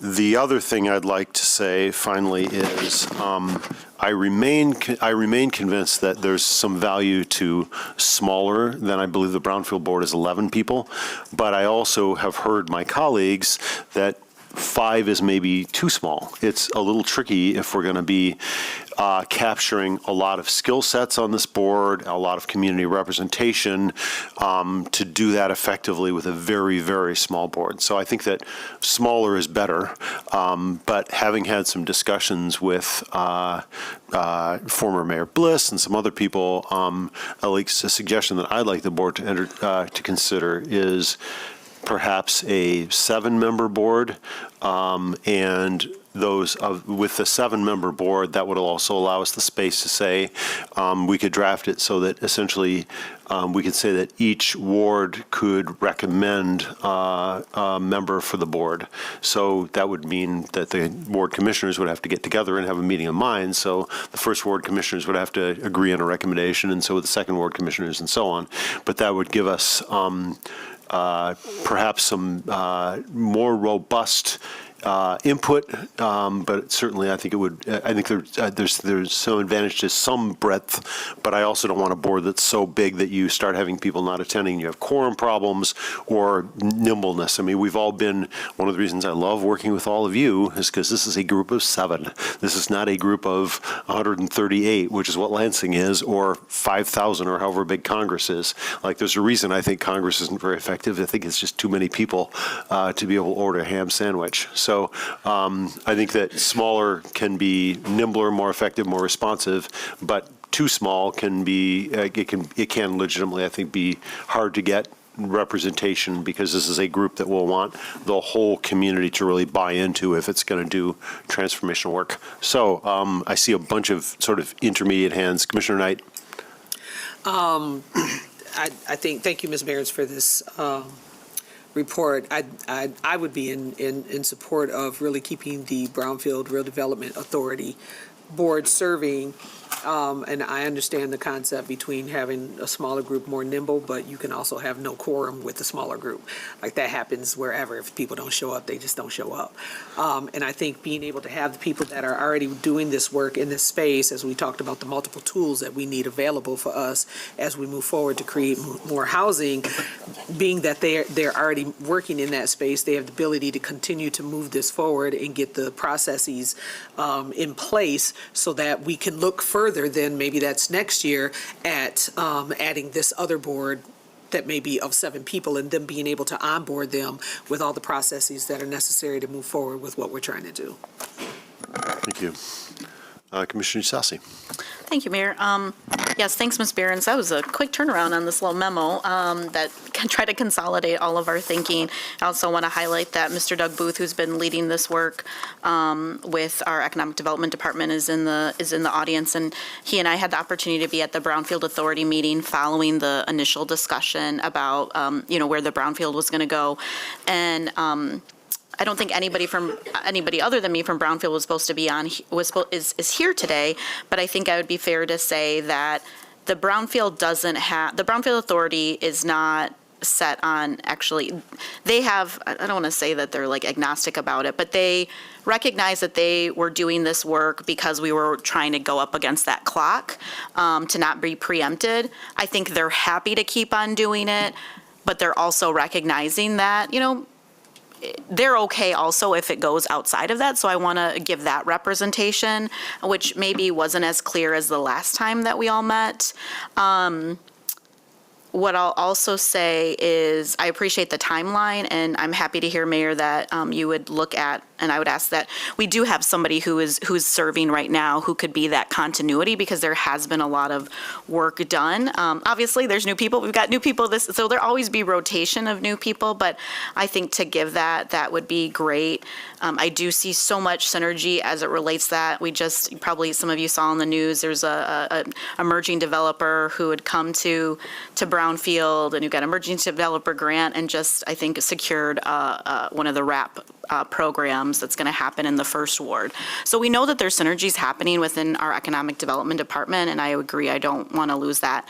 I said, last time, I would like to have some of our voices in part of this. Again, it's not you as the mayor, it's just to have that, to know that housing is such a major concern for all of us, and people are looking for us to provide that, to want to have a voice of those who would be at the table. We're kind of going through that. Commissioner Kilgore is leading, just as we're looking at the Affordable Housing Fund, asking the question with Ms. Barron about what is missing on that body. So thank you for that update too, Commissioner, because I think sometimes we think about people who might have different skill sets, but it's really like what are the missing pieces? So there's financing in here, there's policy pieces, there's those that are connected in the community. I think probably initially we're probably going to need more of the financing and policy pieces, and then how do we work, because I think that's what's going to be needed first, and I feel like maybe we've even experienced that a little bit on the Affordable Housing Fund. That's a very large board. So I want to be fair and say that Brownfield Authority, again, they are not absolutely, we want to keep this. I would be supportive of moving to a separate body if we maintain that time frame to allow for the appropriate actions for the staff to occur. I guess I don't know how I feel about 5 versus 7. I think you right to point out this body is 7, and I think it's a good representation. Maybe 5 is a little too small. I appreciate your comments, Commissioner Knight, about the Brownfield Authority, because they have been doing the work, and they have done a lot of the heavy lift. And I also know, this body is hopefully trying to build some consensus to get to a really good policy piece. And so my sense was the last time we met that there were probably more of you who were supportive of a separate body. And so I think I'll just end my comments there and say those are the considerations from Brownfield. I'm happy to hear. I'd like commissioners to be able to put forth names and let my other colleagues weigh in. Thank you. Great. Commissioner Robbins. Yeah, thanks, Mayor. I too would be in support of having a separate body that is more small and nimble. I think I don't necessarily have an issue with the problem of 5 members, but I do think 7, to your point, does allow 2 extra people and with varying expertise to be able to chime in and make sure that what that body is doing is effective and well thought through. So I too would be in support of that. I also like the idea of offering up the option to current serving members on the Brownfield Authority to be able to serve if they want. But I think long term, when we talk about what we want this land bank to do, I think we want it to be strategic in how it's operating and be able to think big and move fast. And so I think that, to me, seems like it's kind of the best of both worlds, where we're taking some of that expertise from people who are willing and want to serve on this separate body, but also giving it kind of some freedom and independence to kind of to run and develop and do its thing over time. So I would be in full support of that too. Great. Commissioner Perdue. Yes, thank you all. Thank you for the comments and sharing your perspectives and the perspective of the Brownfield Board. That's helpful. So what's on my mind, I think that I certainly support expanding the board for many of the reasons mentioned here. We want to be small and nimble. We can do that with 7. And there's so many key stakeholders and interest groups around this issue of housing, and certainly will be in the land bank specifically. And so I think just those 2 additional members will give us a lot more opportunity to do that. But I've said this since our first meeting, talking about even establishing the land bank, and then when we got the update, I think from Ms. Raniero a few months ago on how things were going, is we have to be extremely clear on our North Star and what are we strategically and intentionally trying to do here. And I think sometimes when we go too fast, we can lose sight of the initial purpose, and we might not all be on the same page of what truly is our vision and our intended outcomes. And so while Brownfield has been doing that foundational work, they had not yet gotten to that point during our last update. And I think it's important to really specify that and formalize that before handing it off potentially to a new board to then go and run, right? Because I hear a lot of emphasis on let's be small, let's be nimble, and let's move quick. But I think if we move too quick, we're going to look back 5-10 years from now and see how many opportunities we missed. And given that this will be the first land bank led by a city in the state of Michigan, outside of Detroit, folks will be looking at us as a roadmap, as a blueprint, as best practices, as what pitfalls to avoid. And so I don't want us to go too fast to trip over ourselves. And so I am totally in support of keeping it where it is until those items can be established. And then let's pass it off to a smaller, more nimble board to then rock and roll with it. There was an article that came out within the last week around home ownership rates in the city, and we have, particularly amongst Black Grand Rapidians, we have some of the lowest home ownership rates in the country, among the top 50 metro areas, and it's gotten worse. It's gotten worse over time. And so we continue to lead the nation in housing disparities. And so the land bank is a great opportunity for us to close those gaps, but we won't be successful in doing that if we move too fast, and we focus on being nimble and fast more than being intentional and outcome focused. So just to summarize, and I mentioned kind of that stat around Black home ownership, but we're talking about Grand Rapids as a whole as well in terms of disparities. And I think we all know our housing crisis and all the different subpopulations that are impacted by it. And so in those spirits, I am supportive of expanding the board to ensure that we have key stakeholders represented. And for now, I'd like to keep it where it is until the true North Star and intended outcomes and priority areas are clearly identified and codified. And then from there, I'll be super supportive of separating it so that it can run and fly and get things done. But I think we need to be really, really clear on what we're trying to accomplish. Thank you. Commissioner Belchick, I haven't heard from you yet. Thank you, colleagues, for all your perspectives, and I appreciate what you were thinking about there, Commissioner Perdue. So I'm just looking at this issue kind of like from a 30,000-foot view and as a new voice, new member of the body here. And I'm not really, I guess one point of clarity I would like to see based on some of the things I'm hearing just now is if we kept it the way it was, at what point does it even necessarily have to come back to the commission, or is that something that the commission then has to pursue to ask for a change? Whereas right now we are considering the change in this, what I would call the visionary stage of the body.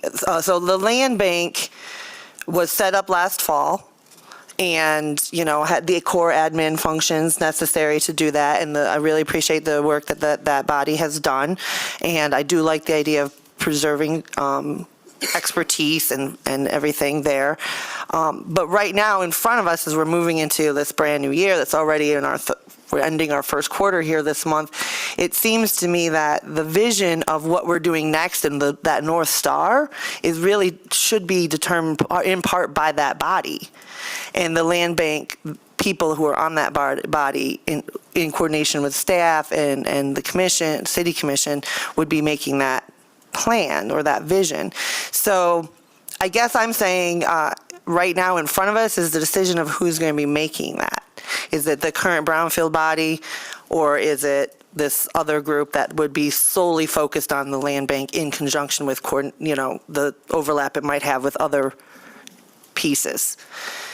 And so at that, I don't really care if it's 5 or 7, but I do think that the simplest choice in front of us is to just move forward with the members appointed by the mayor as it already exists in the bylaw, without having to move into another set of intergovernment agreement. But I wouldn't be opposed to that if that's what the body, if we all felt that was necessary. I do appreciate the thought of having board recommendations, if nothing else. Those are my thoughts at this time. Thank you. Ms. Burns, you might want to jump in here, but I think if we're contemplating a shift of a board till July, not happening until July, that gives you plenty of time probably to go back and do that intergovernmental shift to go from 5 to 7. Is that a fair statement, or? Yes, I mean, if option 3 were what the commission wanted, we do anticipate that we'd be able to come to some sort of solution with the state. We could certainly support back if for some reason that's not as successful as we thought, but ample time to then bring forward the resolution and appoint the new members for them to take over in July. It wouldn't delay you doing the work of getting a board, of getting us towards, like, thinking about how to transition and doing that kind of stuff, right? Obviously, we wouldn't do it until we had a new board to do stuff with, but some of the foundational work you could proceed on right now. Right, we would, and to Commissioner Belchak and Commissioner Perdue's points about establishing policies, that would be the work of the board, whichever board it is that is in place, over the next 6 months or between now and July. I think what's reasonable for the current board is we were anticipating teeing up a property disposition policy, so based on the city's current policy, but then modified to fit the work of the local land bank. I think between now and July, it's less likely that we'd be able to just get through all of the considerations of the flip side of that, the property acquisition policy. I think that would be further down the road. And so then depending on the timeline that you want for the board would be made either by the current board or a future board. So I just wanted to lay that out there in terms of timing and considerations. Great. Commissioner Kilgore, we're not voting on this, correct? So I think we kind of need the sense of the commission, and I've been doing sort of a straw poll consensus here. So if you could share your thoughts. Sure.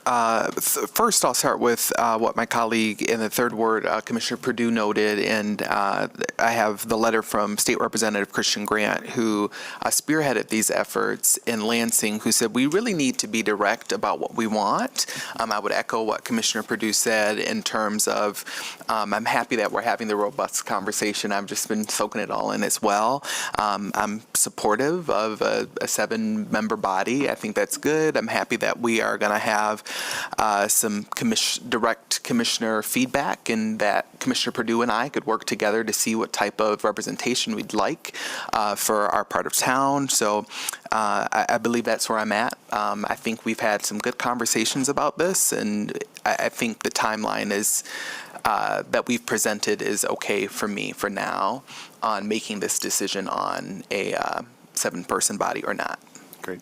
So I think what I heard was not consensus, but sort of majority sentiment towards option 3 there, with a contemplation of a 7-person board rather than a 5-person board, with recommendations from each ward for a member of that 7-person body. I think that's a fair summary of the majority opinion. Anybody think I read that wrong? Great. Then I think that's your direction, Ms. Behrens. So thank you so much for teeing that up and framing it, and excited to see this moving forward. Thank you. Yeah, Commissioner.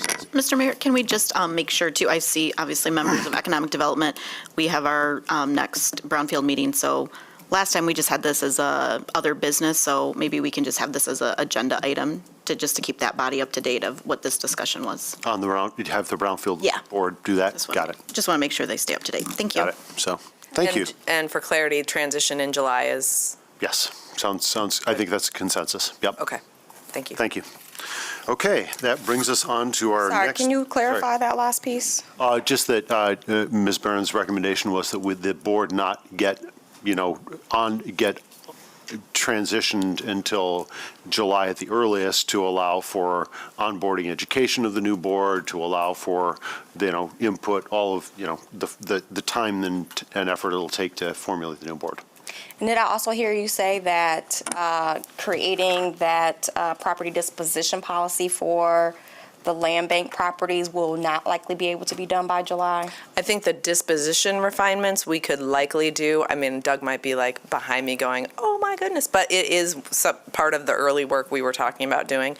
The acquisition side of that, I don't think is likely to be adopted by that board by July. I think that would be down the road a little bit.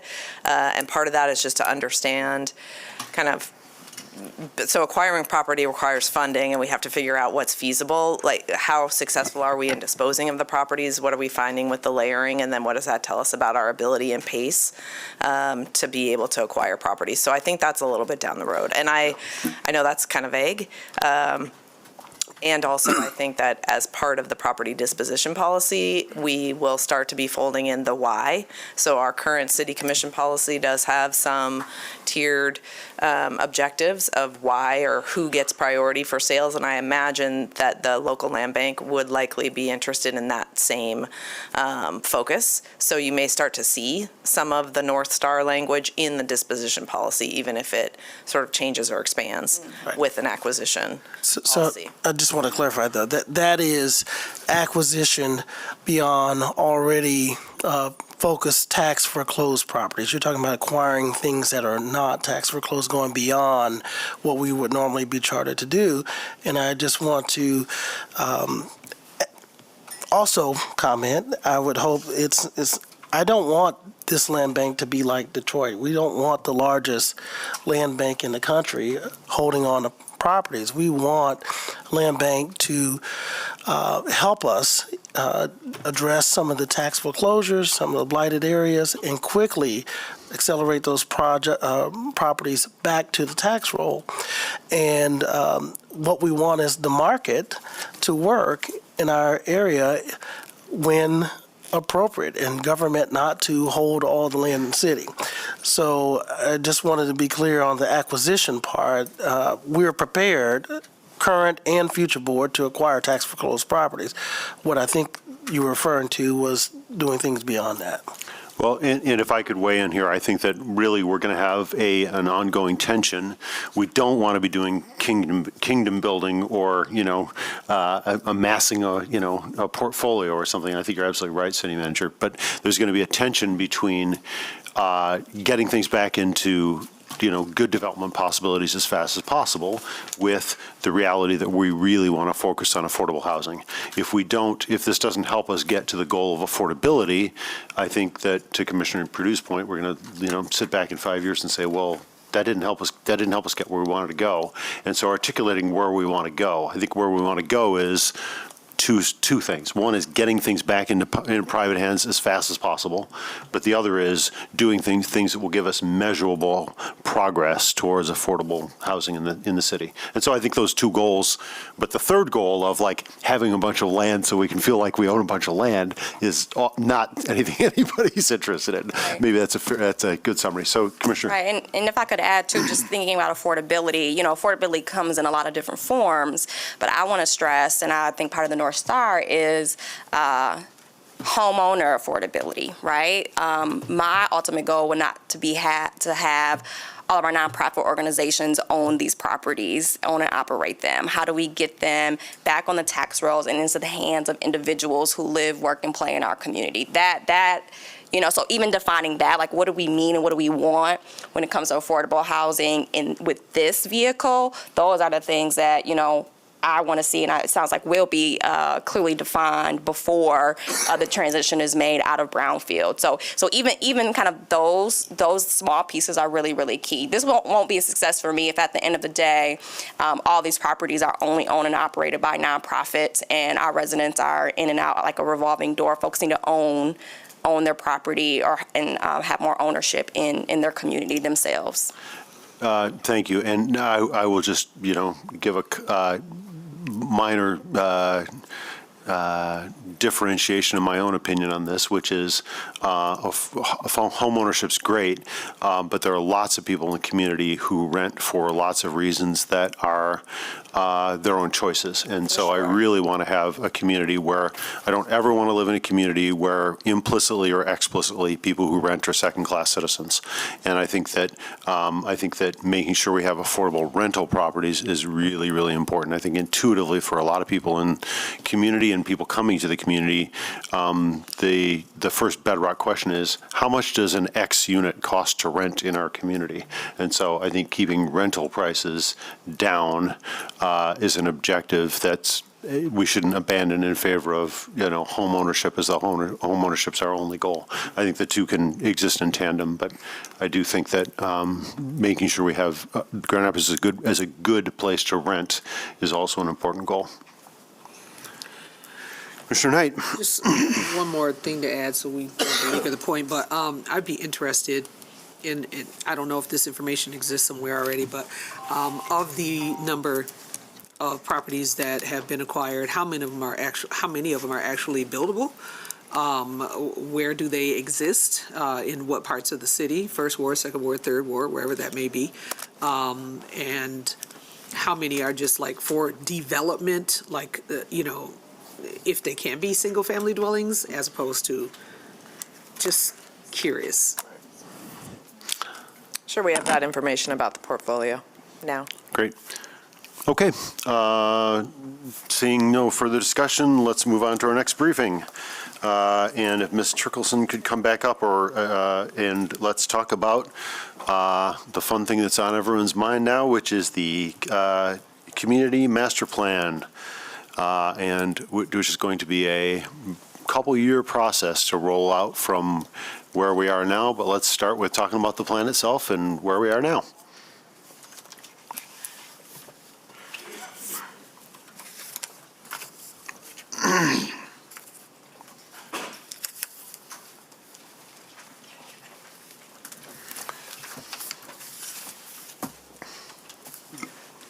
All right, good morning again, Commission. So we wanted to provide you with an update on the progress we are making relative to the implementation of the Community Master Plan. And specifically, we want to provide a little bit more detail on one of those implementation strategies, which of course includes the update to the zoning ordinance.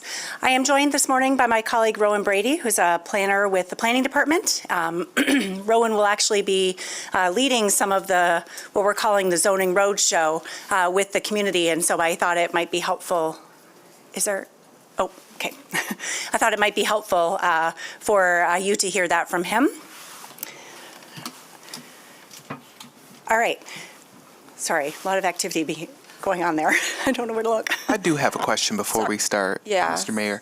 We moved some things around, and I'm wondering, we have visitors from the food policy. Yep. So are they next? They're next, I'm sorry. We moved, we went from... And I'm sorry, I wasn't explicit enough about that, but I wanted to make sure that we had enough time to have the discussion and have the community master plan, and we'll do food, and then we will move on to I hope our long delayed, and our police chief and our fire chief are here. We have a community safety update, but that'll be after food. So okay, so we'll do community master plan now, then food policy. Correct. Just because I know these folks got to get things to get back. Does that work? Okay. Yeah, and we did communicate in advance, let them know that the commission would prioritize the things that they needed to give direction on today, and the other briefings are informational.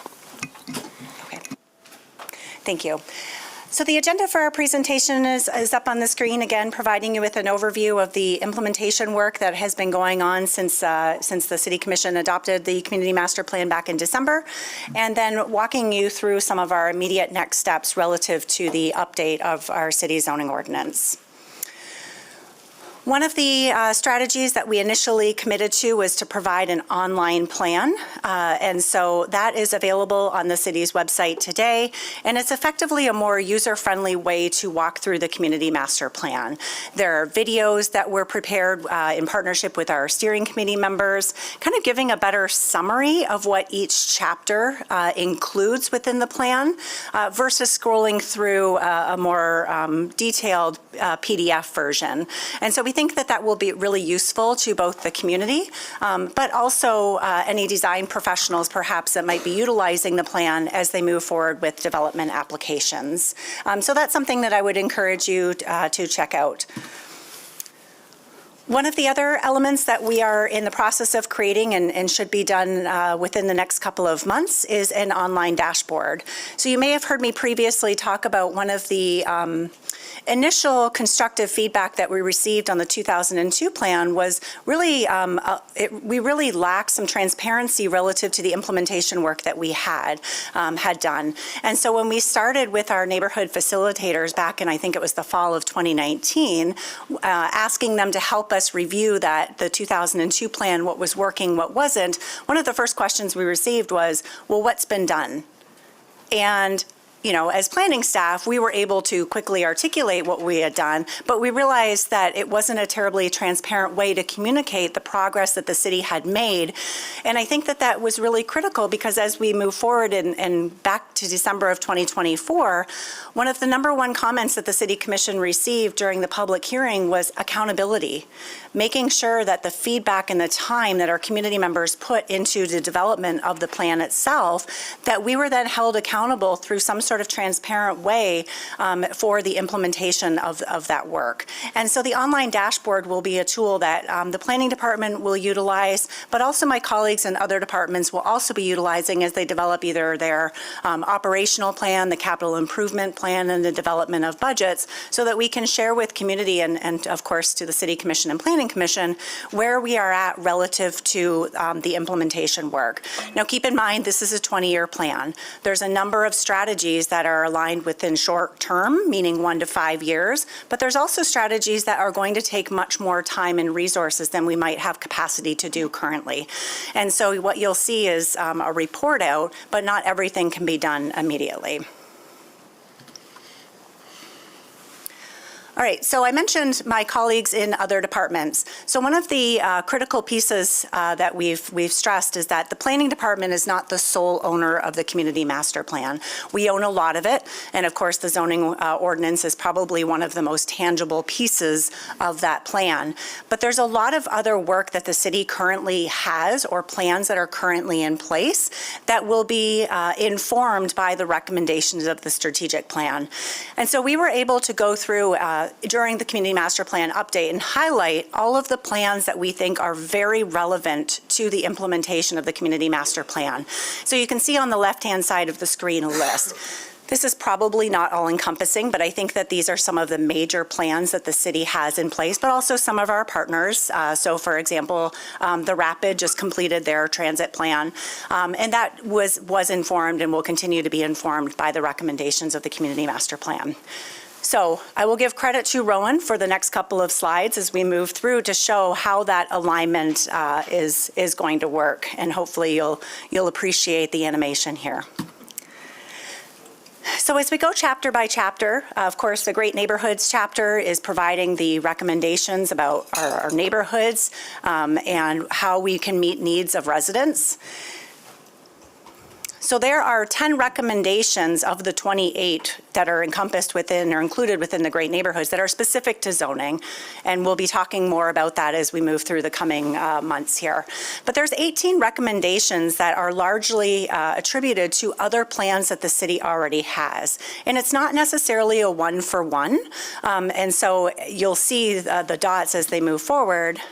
Ta-da, to show that those 18 other recommendations fold very nicely into plans such as the Vital Streets, the Climate Adaptation Action Plan, and then also, of course, our area-specific plans. And so there are a lot of other plans that will move those recommendations forward.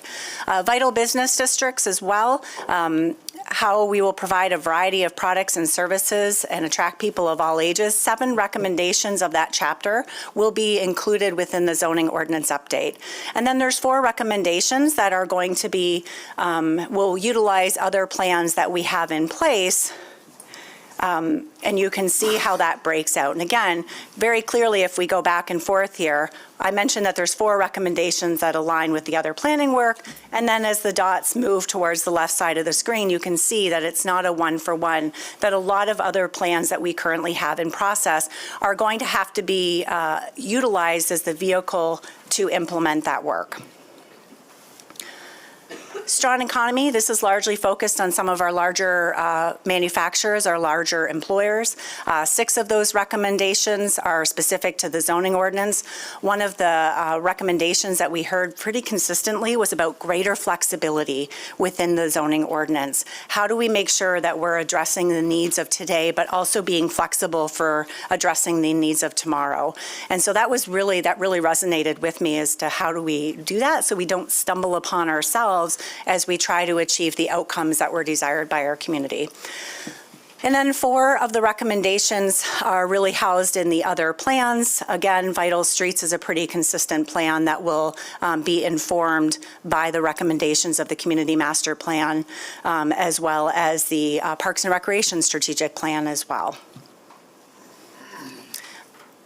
Balanced mobility, that was one of the critical components of this community master plan. We heard very clearly that mobility options were well desired by our community and how they move throughout the city.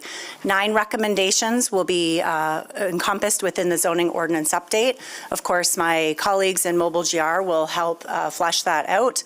And then 8 of the recommendations will be moved forward through the other planning work. And you can see the sheer number of dots and how many plans will be informed by the recommendations of the balanced mobility chapter. And then desirable development character, that's a little bit more difficult to succinctly articulate what that chapter is, but it really brought together all of the chapters and really works to help, or will help us, guide the development character that takes place within the city. And when I talk about character, I'm really talking about the built environment, about buildings and their placement, how they function, site circulation, et cetera. And so those recommendations are almost all going to be within the zoning ordinance update. Very few other plans, I believe, will be informed by that chapter specifically. But there are certainly, of course, some that will take place. Oops, I'm sorry. Did you want me to go back there, Commissioner? I got it. You got it? Okay, great. So that's where we are to date. And again, colleagues in other departments will be utilizing this plan as they move forward with their goals and their work plans through the various departments. Going back to the zoning ordinance piece, that will be one of our next major projects, of course, that I think most of you are familiar with the why. But I think it's important that we do bring the community along.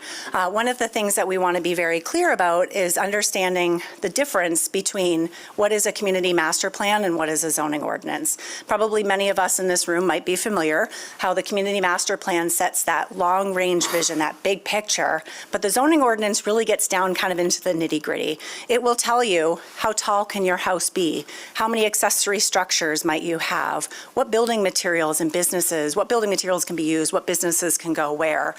And so it's a bit more of a difficult conversation than that level of specificity. And so it's really important, we think, that we bring the community through those conversations and understand and have the educational piece before we actually try to have the conversation about taking our community master plan into the zoning ordinance. So we want to kind of try to level set as we move forward. And I think it's important to understand, why do we plan? Why do we zone? How does that work? And there are enabling legislations that give the City of Grand Rapids specific authority to plan for itself and to zone for itself. We have, our plan is called our Bridge to Our Future, our Community Master Plan. And of course, I've just talked about that. We also have very specific plans that I think there's 11 in the city that exist that get down into a more parcel by parcel basis, very specific to the needs and wants of an individual neighborhood or an individual business association or district, for example. And ultimately, those 3 components are going to lead to the zoning ordinance. So there are some limitations, and we'll talk about that in a little bit, some constraints of zoning that maybe we wish weren't there or that are that could go further. But the zoning ordinance is going to provide that legal document. So oftentimes we hear, well, the community master plan says this, but the legal authority and the law of the land, if you will, relative to land use, I mean, is embedded within the zoning ordinance. And so that's the document that we use, or the tool that we use to implement those recommendations. And of course, before we go too far, I think it's going to be a natural question if we're talking about updating our zoning ordinance again, that many community members might ask, well, what happened with the most recent round of zoning amendments? And so we wanted to make sure that we thought about that as we move forward. So here is the slide dedicated to that. We had goals as part of the housing amendments that were adopted back in May of 2024. We wanted to increase housing supplies, diversify the housing types, and increase housing affordability. There were some additional outcomes. We were able to reduce overall review and approval times. Fees were reduced as a result of a different review process that would take place. And what we are finding is that our relationships with small local developers, small housing developers, has improved significantly. They've been very communicative with us about what their projects are and how they're being impacted by the current zoning, but also, fortunately, by some of the amendments. And you can see we're able to get a quote from one of our local housing providers allowing projects to move forward that may not have been able to move forward under the previous ordinance. These zoning amendments were targeted, specific to duplexes, some small-scale multifamily housing that we defined as 6 or less units, and then accessory dwelling units. To date, so since May of 2024, we've had 10 new duplexes that have come forward and have been permitted as a result. There are more, but these are the 10 structures that are located on these specific street types that were mentioned that are embedded within the amendment. So that's 20 new dwelling units specifically within a duplex that were able to move forward that wouldn't have been able to move forward likely, at least not without a very a larger, more robust, expensive process, whether that went through the Planning Commission or the Board of Zoning Appeals. We've had 3 new structures totaling 11 units that are included within a small-scale housing development, again defined as 6 or less units. So right there's 31 new housing units since May of 2024. In zoning world, that's pretty helpful. You know, typically we think about zoning as kind of, it takes a while to see the fruits of our labor sometimes. And so I think that we should be proud that we were able to see this number of units come forward. And then because I know accessory dwelling units is a hot topic within our community generally, we wanted to highlight the significant progress that we were able to make here. Since 2008, we only had 9 accessory dwelling units that were able to move forward. Since these amendments were adopted, we had 8 additional units. So 8 in less than a year, whereas 9 for the length of time that is, that I can't do quick math there, or over a decade prior to these amendments. And so that's something that we're continuing to refine as we move forward here. So here's the schedule that we have put together based on what we think is a reasonable engagement strategy as we move forward, updating the zoning ordinance, but also aligning with our budget. So we're currently in what we would call phase 1, providing this briefing today, working on the formation of a technical advisory committee, issuing a request for proposal to provide consulting services to support the planning department. We want to survey our design professionals to get a better idea about what sections of the current ordinance are working, what might frustrate them, where do they think we could do better on, et cetera. And then the roadshow that I mentioned, going out into the community to talk about zoning and specifically some of the next steps for the zoning ordinance process. We'd move into phase 2, which is maybe the more public-facing amendment process that's specific to the implementation of the community master plan, writing the ordinance, testing it with the community. We heard this. Here's how we think we can amend the ordinance to implement that. What do we think? So one example that I like to bring forward is we heard a desire for greater flexibility around non-residential uses in residential zone districts. Loud and clear that came through with the community master plan. So now the question is, what does that mean? Is it everywhere in the neighborhood? Is it on certain street types? How big should that non-residential use be? Is it 5,000 square feet, 10,000 square feet? So those are some of the next steps or questions that we'll be asking within the phase 2. And then, of course, throughout that process, we'll be providing periodic updates where it makes sense with both the Planning Commission and the City Commission, much like we did through the Community Master Plan process. And then the goal, of course, is to adopt by the spring of 2027. Certainly, this is just a tentative timeline. We'll flesh that out further as we move forward with our consultant work. So I wanted to break out phase 2 because I think it's important to know, especially as we talk about what that engagement would look like. I mentioned that we would be working in partnership with a consultant.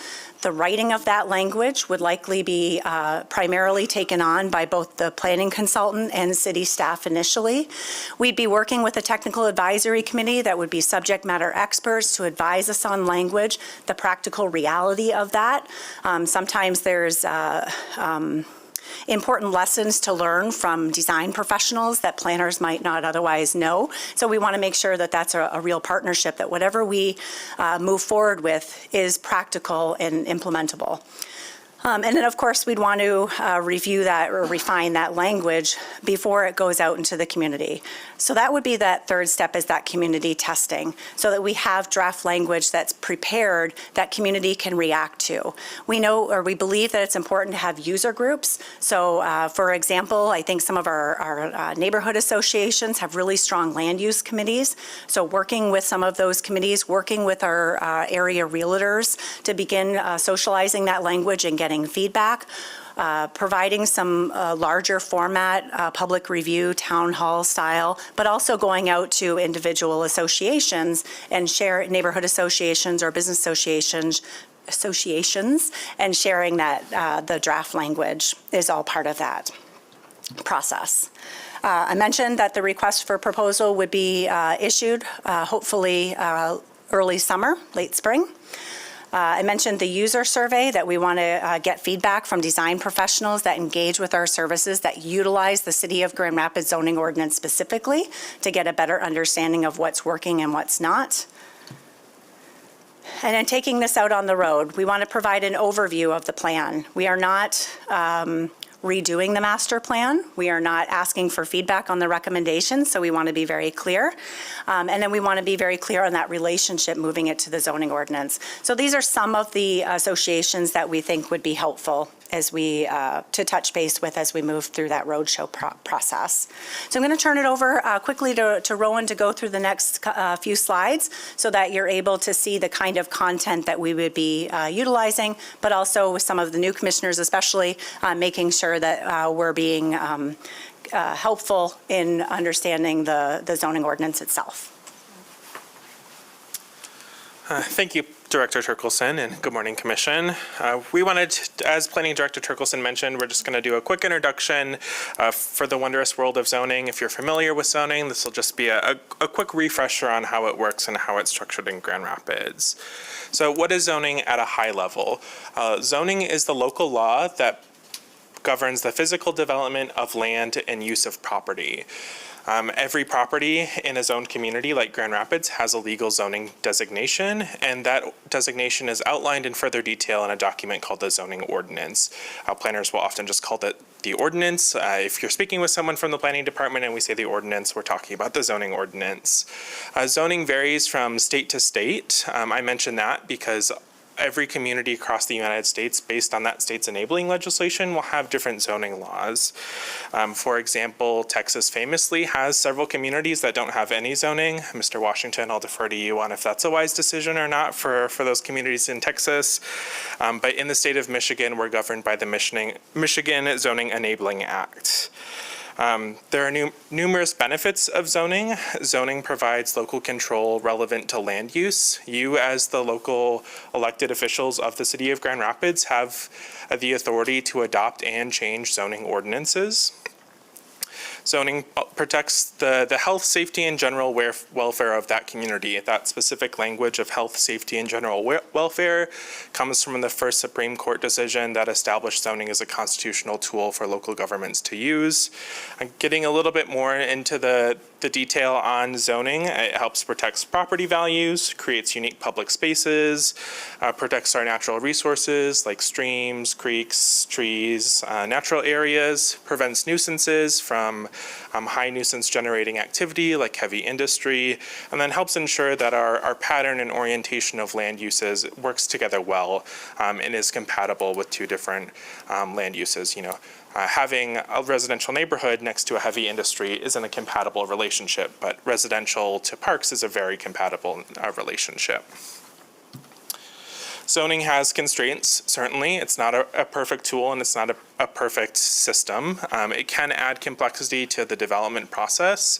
For someone who's doing a project for the first time, it can be like a large endeavor to read through an ordinance or understand what's allowed and where and what are the regulations around land development. It can be slow to adapt to unique situations. It's impossible to anticipate every single project or every single idea that someone can dream up of, and our zoning ordinances are local laws and those take time to change. And so when someone comes to us with a unique idea, we have to evaluate it and then make those recommendations for changes, and that unfortunately takes time. When zoning was developed in the early 1900s, it was inherently a tool for preservation to keep what we have. One of my professors in school always said that zoning is playing from a defensive position. I don't necessarily understand the sports reference, but I think I get the sentiment that zoning over its history has been in order to preserve and keep what the community is today. Only recently have zoning ordinances changed to be a little bit more adaptable and a little bit more permissive in relationship to land use and development. There are unintended consequences as any policy or any law, and it's hard to understand what those may be. I'll dive into that in a little bit more detail, but there are strategies to help mitigate some of those unintended consequences. Zoning is also land-based. It's not operator-based. Zoning cannot show deference to one specific business or individual. It's only about the land and how it's being used. Zoning is limited in what it can and cannot do. There are other state and federal laws that limit zoning's authority, and we have a century of court cases from all levels, from local courts all the way up to the Supreme Court, that have dictated what zoning can and cannot do. In Michigan, there are several laws that were adopted by the state legislatures, such as the Rent Control Act, that limit our ability as a local unit of government to influence things like rent prices and rent increases, and inclusionary zoning, meaning requiring a certain portion of a project to have an affordable housing component. Other communities across the United States are in states that don't have those regulations, and so it's a little bit unique to state on how zoning functions and how zoning works. And we're always here to answer questions. If you have ideas that you've seen in other communities, we can provide a little bit of guidance. But you'll see stories specifically from the Pacific Northwest of Washington and Oregon that are doing very progressive ideas with inclusionary affordability mandates, and unfortunately that's not a tool available to us in Michigan. Zoning can also not regulate or prioritize ownership. That gets back to the land base, the not operator base, and you cannot prohibit certain uses outright citywide. That's called exclusionary zoning, and that's illegal. If there's a use that's a demonstrated need in the community, you are required to allow it somewhere within the community in a zone district somewhere. The image on the right shows some different zone districts. I've just colored them based on the zone district. This is the intersection of Wealthy and Jefferson. So you can see how zoning functions at kind of a larger district perspective. This is unique. There's quite a bit of districts in this small geography. It just happenstance that we picked this intersection and there were all of this wonderful things to show you. But it's very much a district-based, talking about larger patterns of land use. Looking at Grand Rapids specifically, zoning in Grand Rapids has two components: the neighborhood classification and the district. If you were to call the planning department and ask what zoning district your house is in, you would get these two pieces of information. You would get the neighborhood classification and then the district.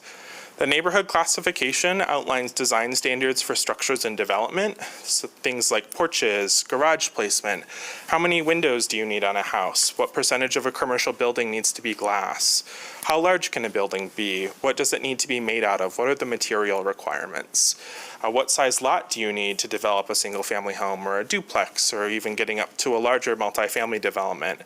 And then what is the residential density? How many units can you fit on a property based on the size? Switching over to the district outlines what uses are allowed. There are broadly kind of three categories of uses. There are uses that are permitted by right, meaning that you can go do it today, provided you get all the necessary permits. And then special land uses. These are uses that require approval from the Planning Commission. And then there are uses that are not permitted, meaning they're not allowed in the zone districts. You can think of these as three different levels of intensity. Uses that have no or minimal impact on surrounding properties are typically uses that are permitted by right. Uses that have potential to have moderate or high impact on surrounding properties are those that are special uses and require that review by the Planning Commission. And then the Planning Commission is the body that determines if it's appropriate at that location, if there are any additional conditions that need to be stated to ensure that the use aligns with the zone district and our broader land use goals. And then the uses that have a substantial impact or a burdensome impact usually are not permitted. Getting a little bit deeper into both of these kind of two categories, we have three neighborhood classifications. They're traditional neighborhood, the mid-20th century neighborhood, and the modern era neighborhood. The traditional neighborhood are the oldest parts of the city with a large range of housing types and dense residential development. The mid-20th century neighborhoods, as the name suggests, were built from the early 20th to the late 20th century and are typically single-family homes on larger lots compared to the traditional neighborhood. And then the modern neighborhood is the newest residential development in the city. These are typically suburban-style developments with almost exclusively single-family homes and large lots. If you were to look at a map of Grand Rapids and see where these neighborhood classifications are, just based on geography, it would look like a series of rings, where the core part of the city that was developed first, just from a temporal perspective, is the traditional neighborhood. The second ring would be the mid-20th century neighborhoods, and then the final ring would be the modern era neighborhoods.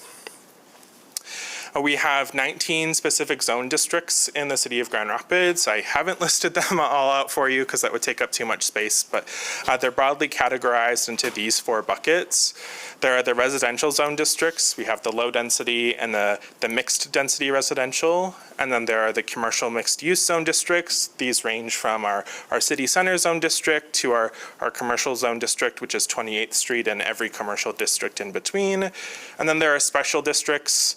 These are very specific to a type of place or a specific industry. So our industrial areas, our institutional campuses, which are our colleges and hospitals, the open space district, which is all of our parks and open spaces, the airport, and don't need to explain that one, and then the planned redevelopment district. So these are for large planned campuses like Celebration North, where development happened in a quick period of time under a coordinated plan.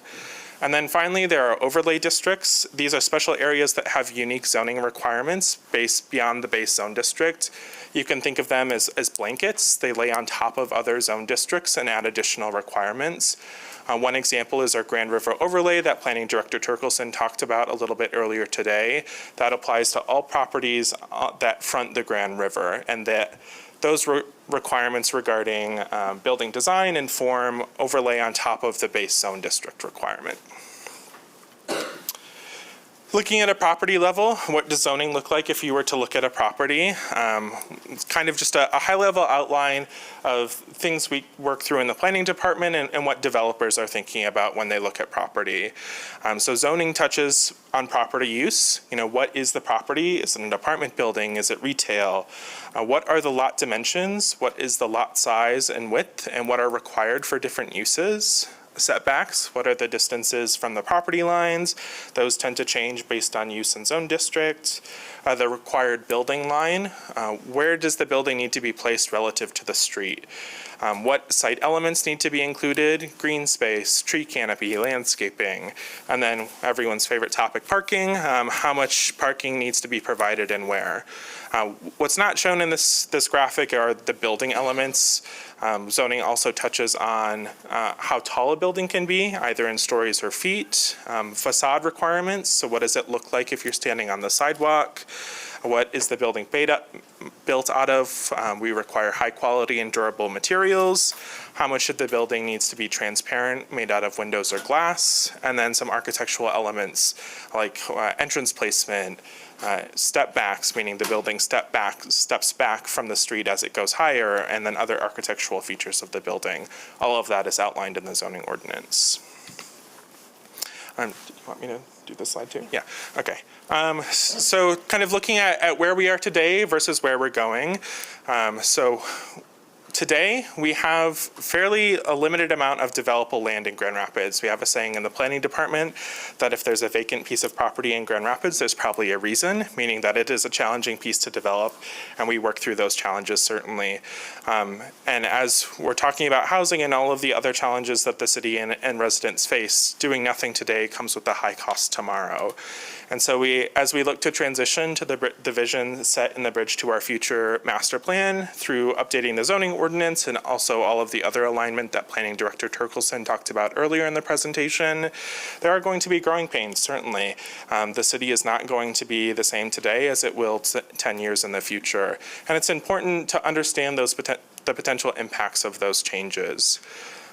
Getting to the vision of the community master plan will not be achieved by staying the course, and it is important for us to manage growth and change as the city evolves over time. I have an example down at the bottom of the slide what a implementation from a recommendation to an ordinance update would be.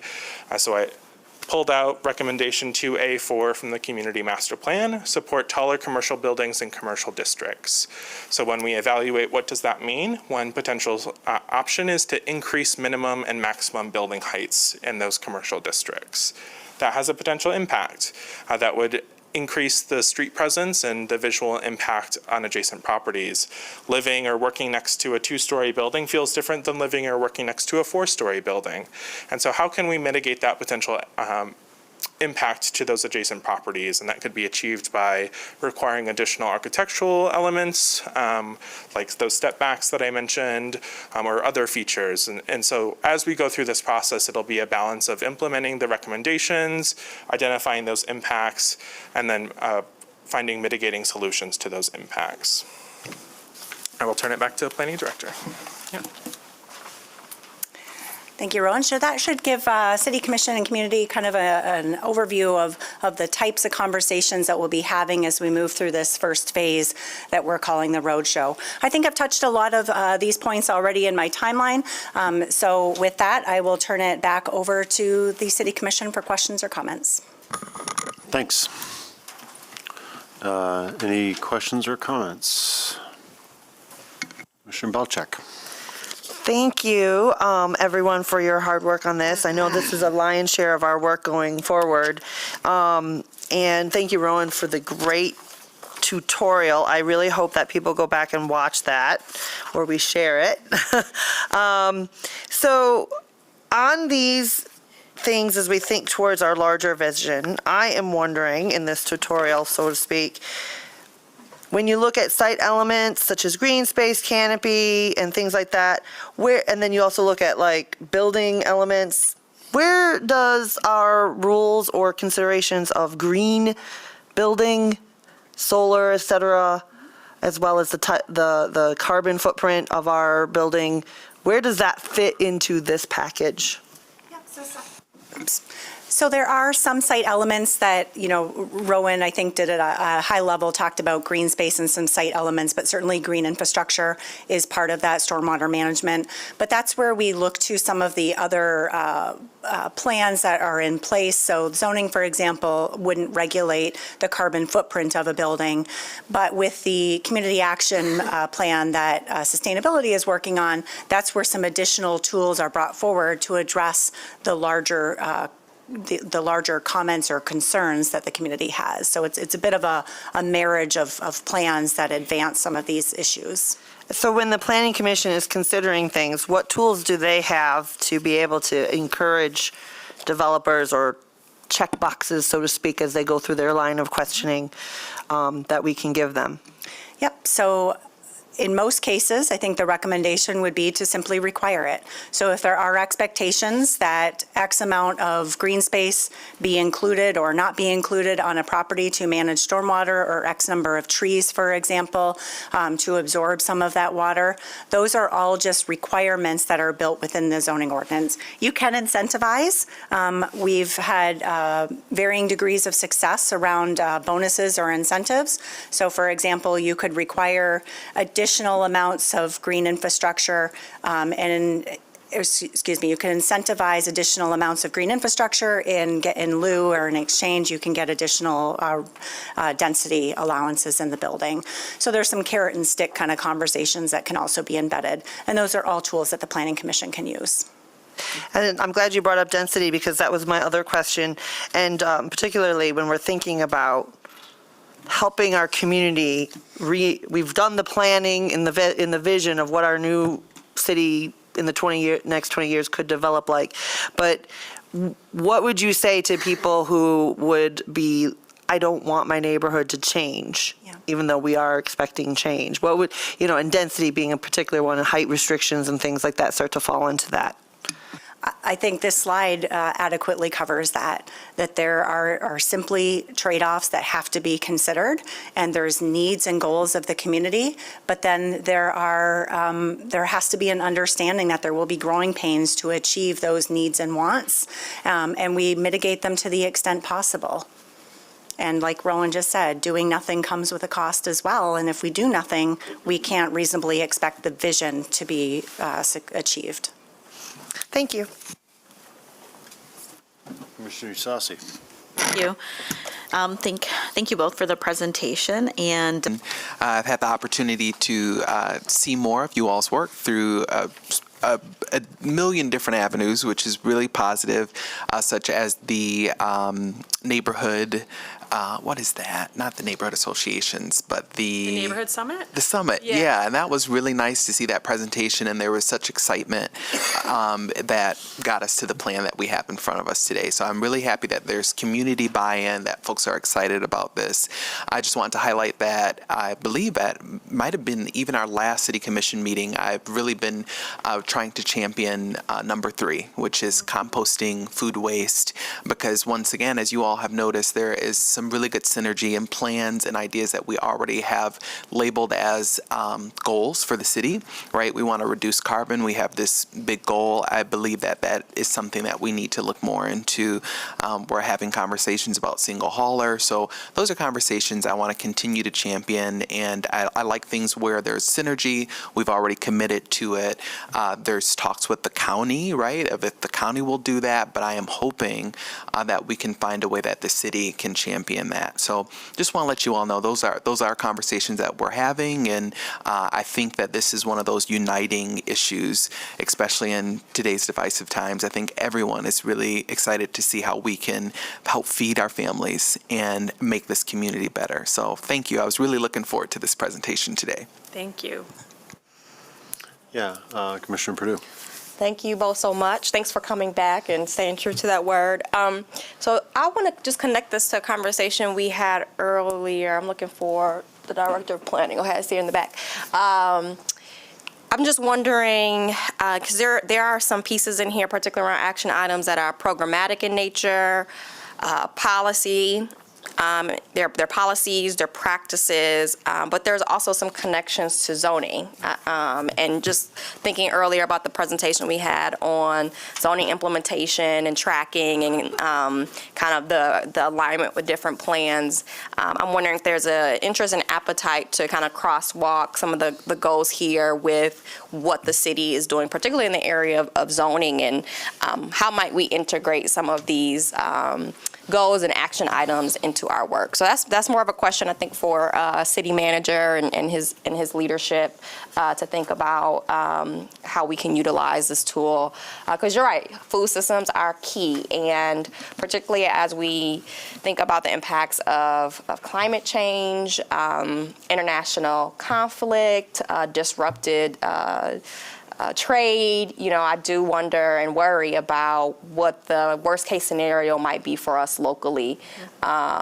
and just how do we improve things as is if none of those catastrophes happen, but also if things get worse, how might we make sure that we have enough food and local food supplies to sustain our city, and just, again, long-term kind of systems improvement. So, just would love to hear your thinking on that, City Manager, either now or at a later time. So if I can jump in here a little bit, I think I'm the only person up here who actually has been a farmer. You owned a farm? Well, I was just going to say, if I had a chance to add some, that I've worked with farms. Yeah. I did environmental pollution prevention with the Kent and Ottawa County Conservation Districts and the farms. So I've been on a lot of farms. Appreciate the thought process here to supporting new farmers. Like there's a lot of interest in co-ops and things like that. And actually, back in the 90s and early 2000s, I was on the Greater Grand Rapids Food System Council before that disappeared. So this idea of farm to table, farm to school, I think of Kids Food Basket, I think of other things, and I think of like how many places in our community people are trying to do community gardens for that food sufficiency, and the Other Way Ministries I know has done some stuff. And so again, back to the zoning conversation, like the idea that we can have urban agriculture on top of developing, I think that this is, again, where we need to think really far future and not like bring the future here now, because there's a lot of opportunity in unusual places to grow food. That could be in people's backyards, it could be up vertical infrastructure, it could be on rooftops, it could be in a lot of different places. But farming is not an easy business to get into. So I'll tee you up for that. How's that, Mayor? Yeah. So having actually been a farmer, thanks for this presentation. I guess my overall, 2 cents of feedback for you is a lot of this seems to be focused on monetize and economic activity. And one of the things that I always carry around with me is that basically at the end of World War II, 40% of the vegetables consumed inside cities were grown inside cities. And so I had to look pretty hard to find any reference here to anything that wasn't really monetized. It does say in Objective 3 under Goal 1, there's some reference to gardening, but I think that probably our lowest hanging fruit in the city, so to speak, is intensive gardening. And I think that that, of course, no money changes hands. You're not supporting a business. People are growing food and putting it on their table. And so you don't have to process it. You don't have to think about where you need to get it processed. You don't have to build a farmer's market for a tomato in your backyard. And so I would urge you to think about the non-monetized. I mean, the simplest system is one that doesn't exist. I don't need a food system to get me a tomato from my front yard into my house. I just need tomato seeds. And demonstrably, that's been possible in cities that look like ours in the past. It may be maybe a little trickier to grow 40% of your vegetables if you live in Manhattan. But many city lots have huge potential for actual direct food production. And so I'd love to see you guys get into those spaces. And those are places where I think education's really going to be key. You don't have to, teach me how to bring the stuff to a farmer's market. You don't have to teach me how to raise a cow. But if the median person in Grand Rapids really could see the potential of growing their own food, I think that's actually our biggest opportunity. So I'd love it if some more of your focus is on those kinds of activities, not the monetizable, business driven aspect of things. Yeah, thank you for that comment. I would just point out Objective 3 under Goal 1. Mm-hmm. That's the one that's focused on promoting opportunities for people to grow, prepare, and share their own food. Right. And I would just also point out that the audience was the city of Grand Rapids and Kent County. So that's our focus. Mm-hmm. Certainly do see the need for us to be looking at the broader community and ways to promote growing. And that is something we try to go to the Urban Agriculture Committee at the city of Grand Rapids when we can. And I think Connie will speak more to that. Commissioner I'd Knight. like to hear from city manager in response to my inquiry as well. Sure, just real briefly. In my disclosure, I was not a farmer, but my parents were sharecroppers. My grandparents were. A couple of ways, intersections. I think investing in goal number 2 on local food economy certainly helps with thriving neighborhoods and business districts. The goal 3 around food waste and related solid waste, the climate adaptation, action and adaptation plan will inform that, and that's going to be integrated with the master plan. And then goal 4, protect and regenerate soil, water, and land. All of those are going to integrate into operational plans connected to the master plan. Commissioner Knight. I was just going to respond on somewhere along the line of what you said about the education, and I am a farmer too. Just throwing that out there. Yeah, as long as, and my family was as well.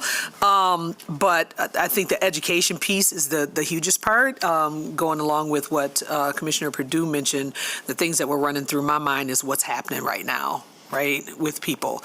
And people were already struggling and being able to access their own. But in my former life, in teaching young people how to farm and grow their own food at home when they're living in an apartment or in a place that doesn't have much land in the backyard, and they don't really know how to do that. They don't understand that ketchup doesn't really grow on the shelf, that you actually have to grow the tomato to make it. And really doing some of that education to help people understand how I can do this for myself. And having access to that.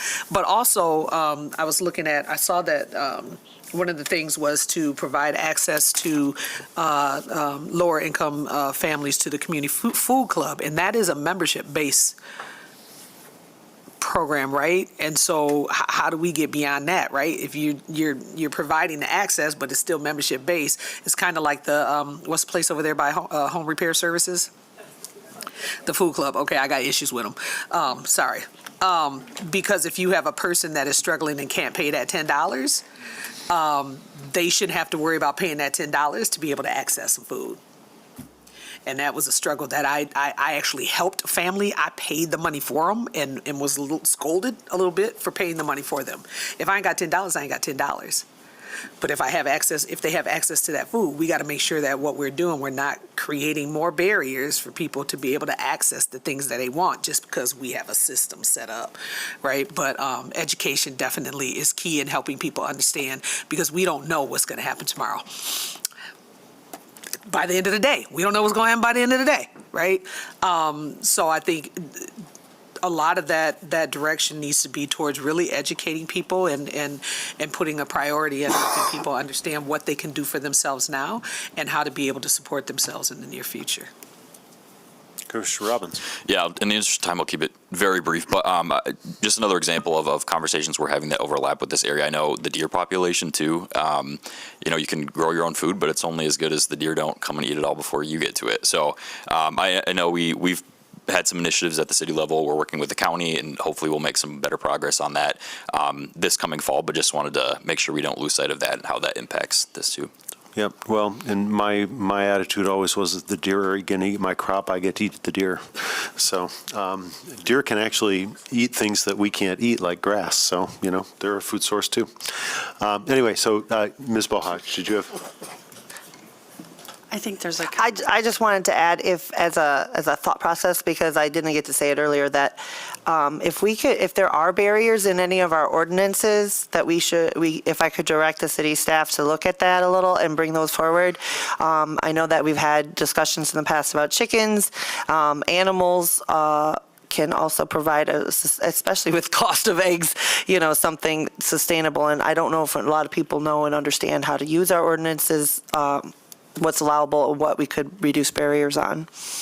Yep, and chickens are the world's best trash compactors. Commissioner Bohach. Commissioner Bohach. Ms. Bohach. Whatever. Okay, so there's a lot of conversation going on that I think can culminate into the work of the Urban Agriculture Committee, a committee that you have at your disposal. And in fact, on Wednesday of this week, we have a meeting, and a lot of this will be discussed.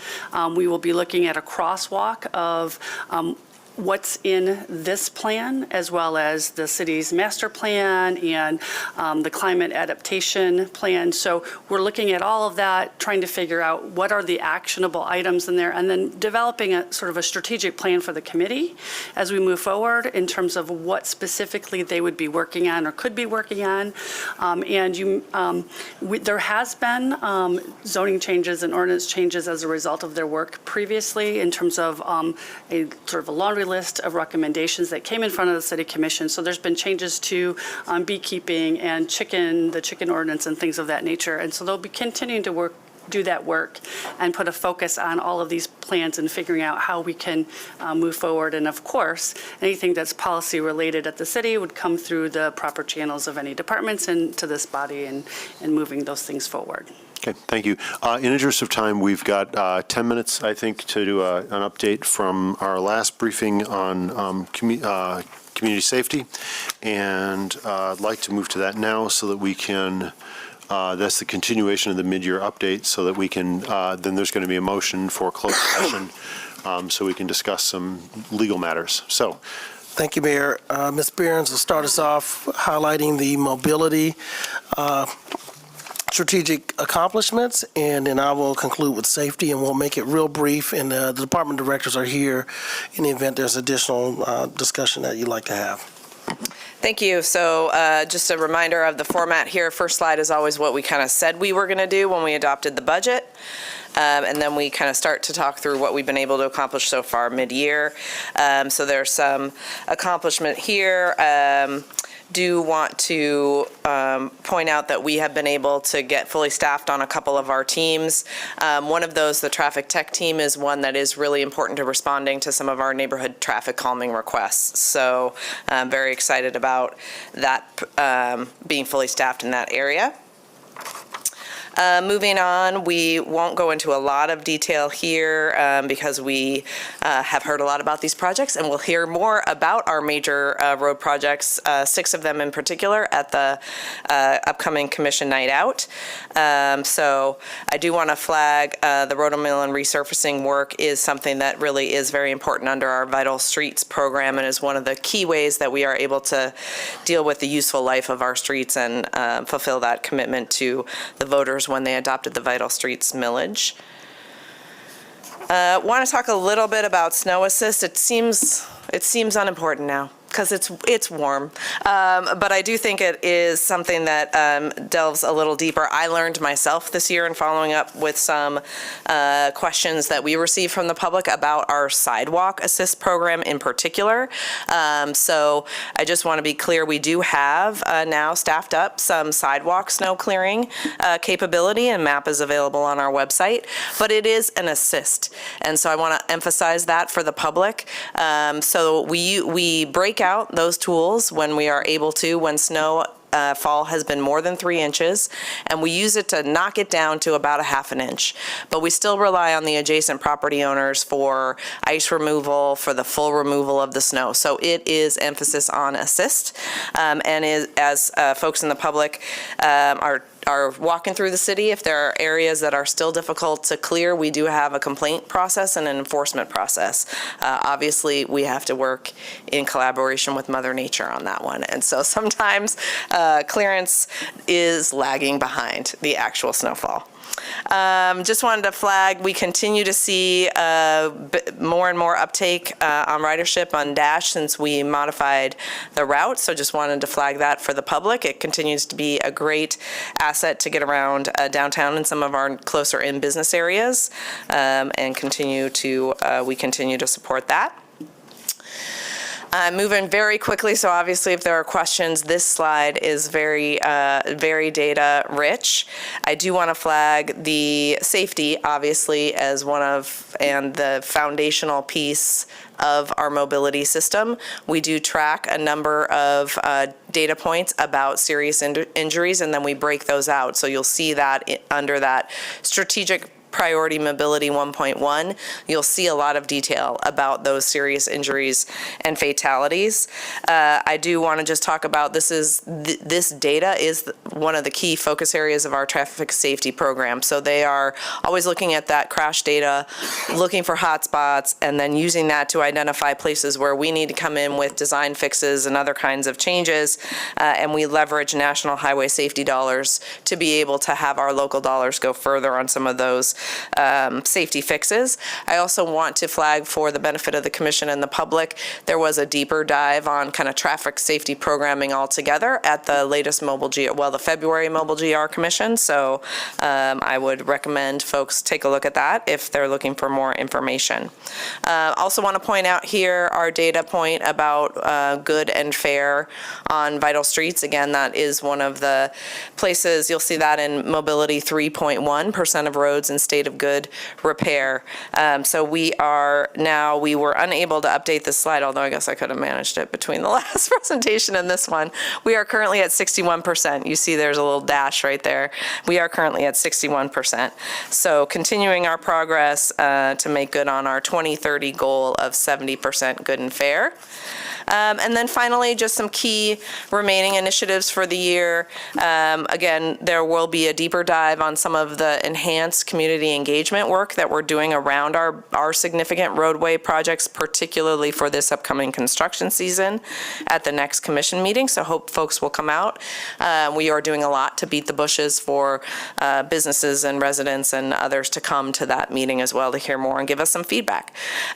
We are also continuing the work with the Rapid and Grand Action 2.0 on those transformational projects of the amphitheater and soccer stadium. Obviously, those events will draw a lot of people downtown, and that will be a very urban mobility experience.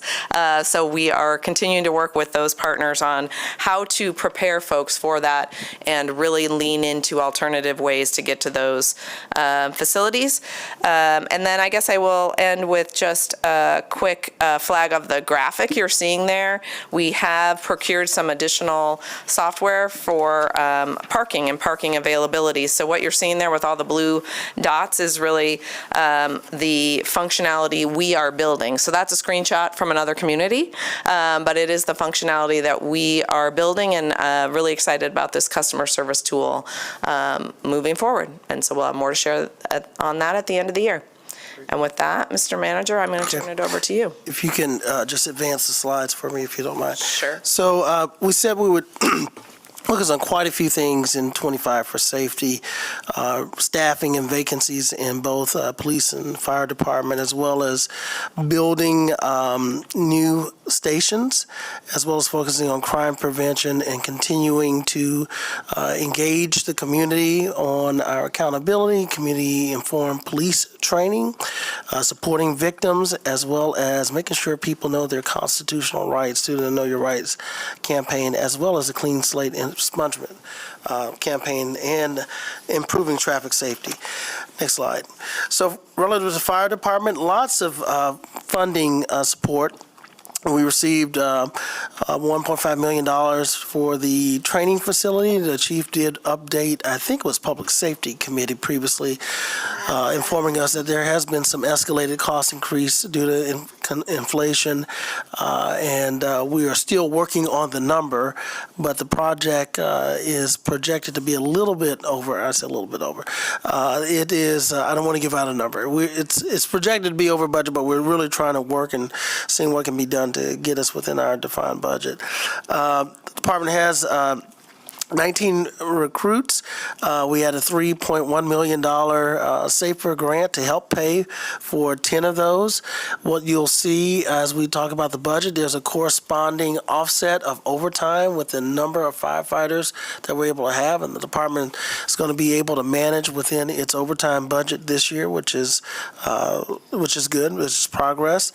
And we also, many of you were there for the groundbreaking at the Kendall Street Fire Station. And that seems to be progressing well. And you see some of the other support that we received from state on a state grant as well as federal grant for equipment. Next slide.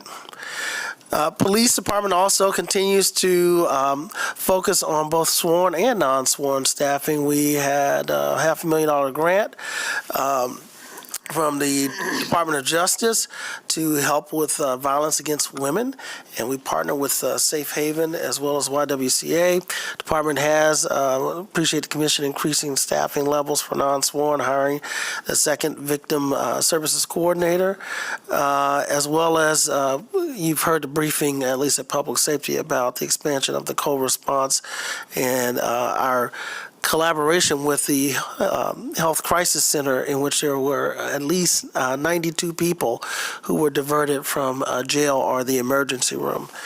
And this was a pretty unprecedented election year, and we had several unexpected visits with short notice, and the department did a great job of keeping our community safe when there were known there were known incidents of violence and assassination attempts in other communities. One of the things that I'm really happy that's equipment improvement is the taser upgrade that the police department has embarked on, and simply, I think the current taser has like a 21 feet or so range, and with this new taser upgrade, it almost doubles that range to over 40 feet. And so that allows officers to engage with less lethal force from a safer distance and not have as much immediate close encounter. You'll see the police staffing numbers, almost 290 officers. That may be outdated now. It's as of December 31st. But the police department, last we talked, is on the way to have, for the first time in many years, 300 people employed. And so we hope that will happen sometime this calendar year. Next slide.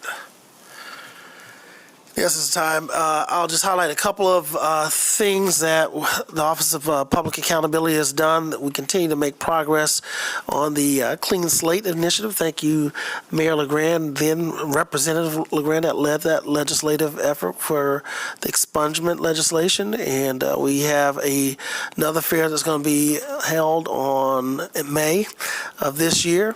But we've been helping quite a few number of residents, and they found it very valuable. You see the numbers totaling over 250 have filed application in courts across the state. And we continue to make progress with community-informed training. This is OPA collaboration with the community and the police department to help our department deploy training that is not just subject matter experts from law enforcement or mandatory training from law enforcement, but additional training that could be helpful in understanding the community in which they police, which is informed by residents and occasionally participated in with residents. So you see some of the collaborative trainings that were held over 16. Next slide.